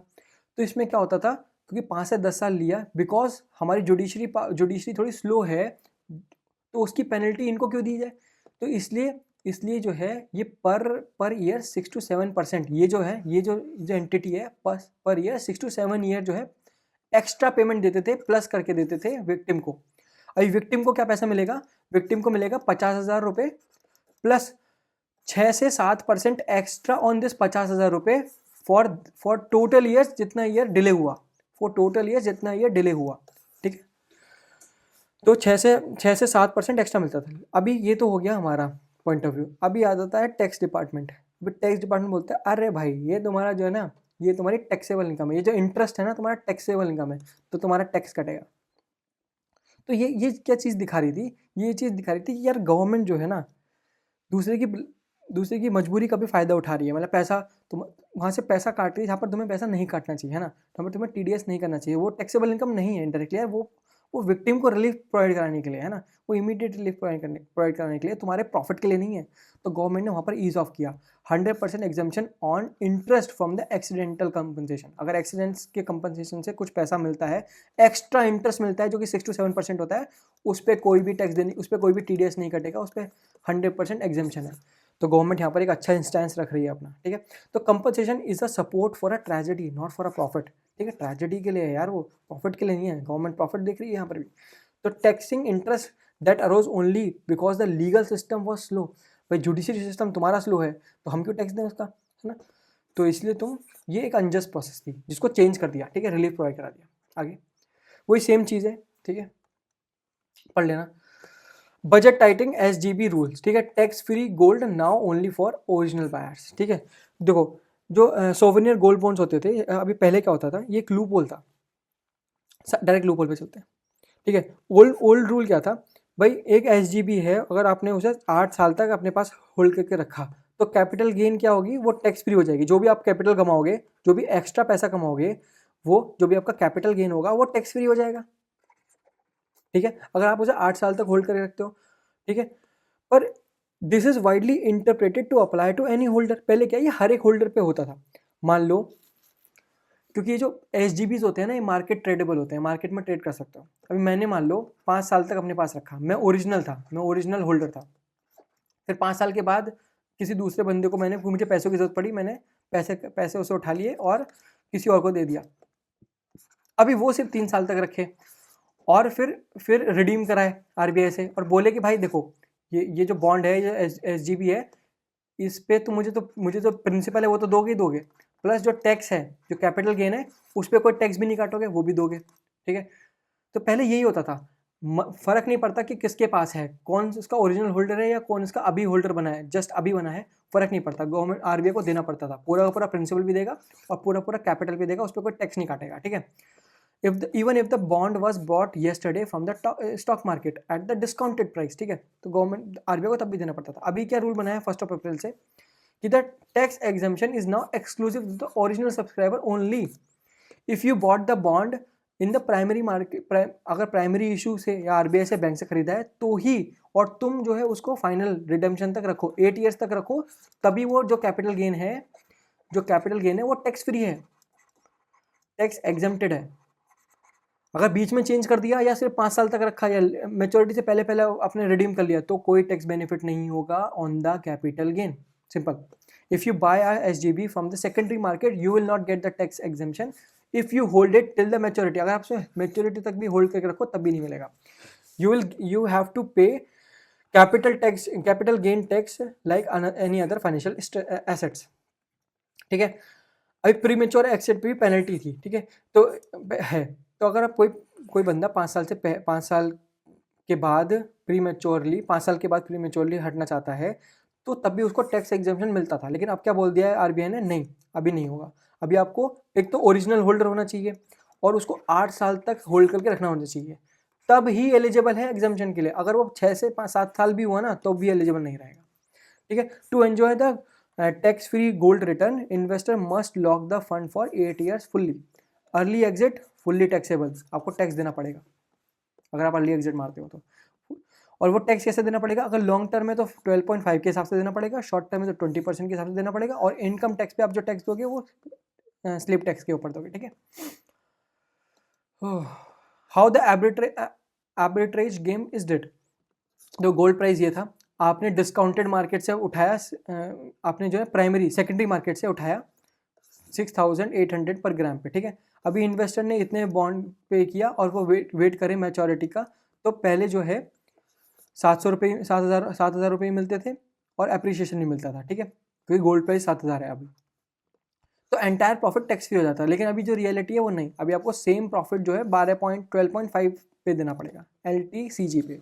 The tax arbitrage incentive disappear. Impact क्या हो गया, अभी डिस्काउंट में डीपन। देखो अभी कोई नहीं खरीदेगा उसको, है ना, फ्यूचर अभी क्योंकि सबको पता है कि अब 6 साल या 7 साल में कोई टैक्स बेनिफिट नहीं मिलने वाला, तो कोई नहीं खरीदेगा। तो secondary buyer loss tax benefit, तो फ्यूअर टेकर्स, कम टेकर होंगे इसके, कोई बाय नहीं करेगा सेकेंडरी मार्केट में।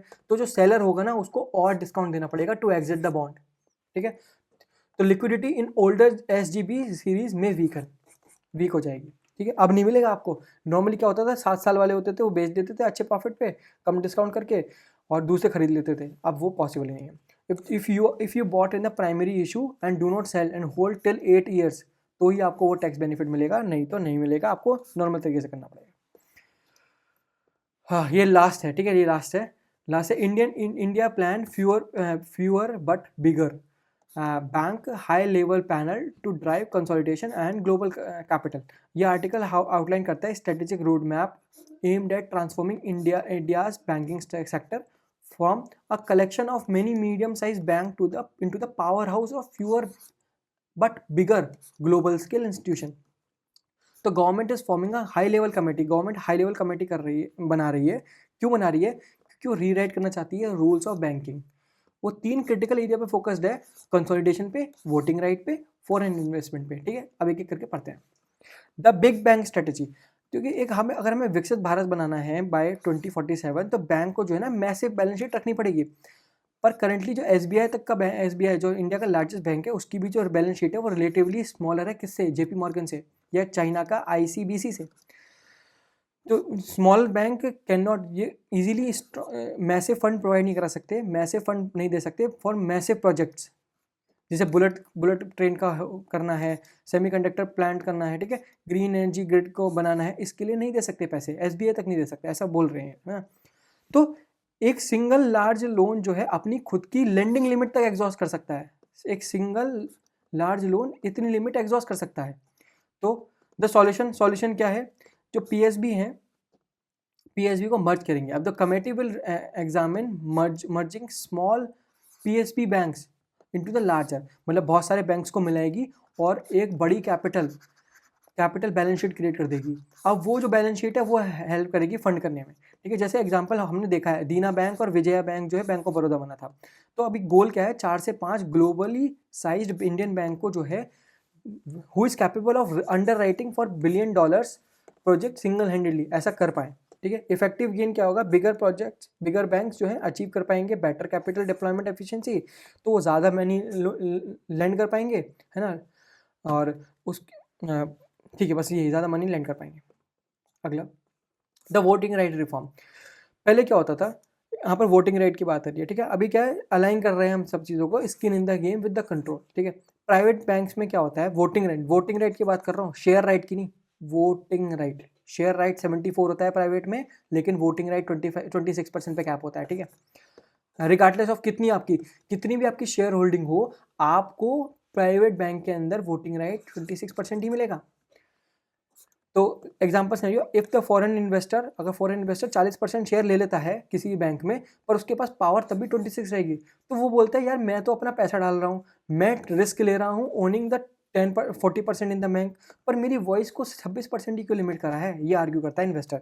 तो प्रपोजल क्या दिया है? अगर आप 40% ओन करते हो तो आप 40% की वोटिंग पावर रखोगे। अब ये चेंज कर दिया, this act as a sweetener to attract the foreign cool money, hot money नहीं, कूल मनी जो लॉन्ग टर्म के लिए होता है। तो global investor will be more willingly to put billions into the Indian banks if they receive proportional control, ठीक है।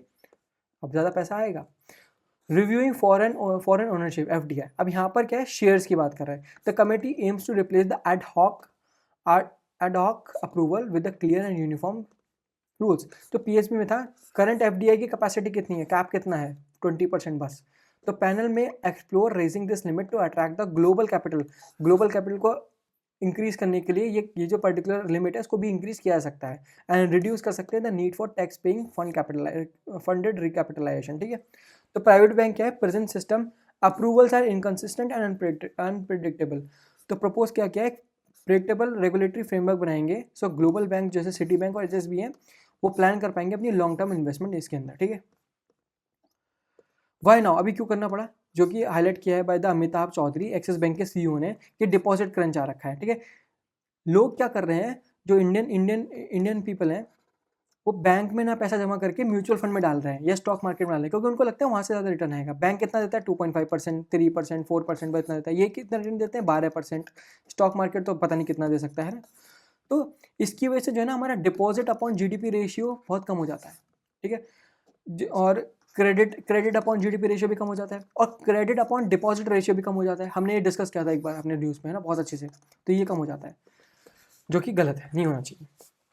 तो बैंक को क्या चाहिए भाई? बैंक को तो कैपिटल चाहिए ना लेंड करने के लिए। और अगर डिपॉजिट करना चाहता रहेगा तो उसके पास कैपिटल कहाँ से रहेगी, ठीक है। तो कैपिटल नहीं रहेगी, तो इसीलिए ही ये चीज़ें चेंज करी गई हैं। By relaxing the voting right and FDI rule, the government is opening the door to the global capitals to fill this gap, ठीक है। तो आज के लिए इतना ही करते हैं, हमने वैसे ही बहुत बड़ी वीडियो बना ली है।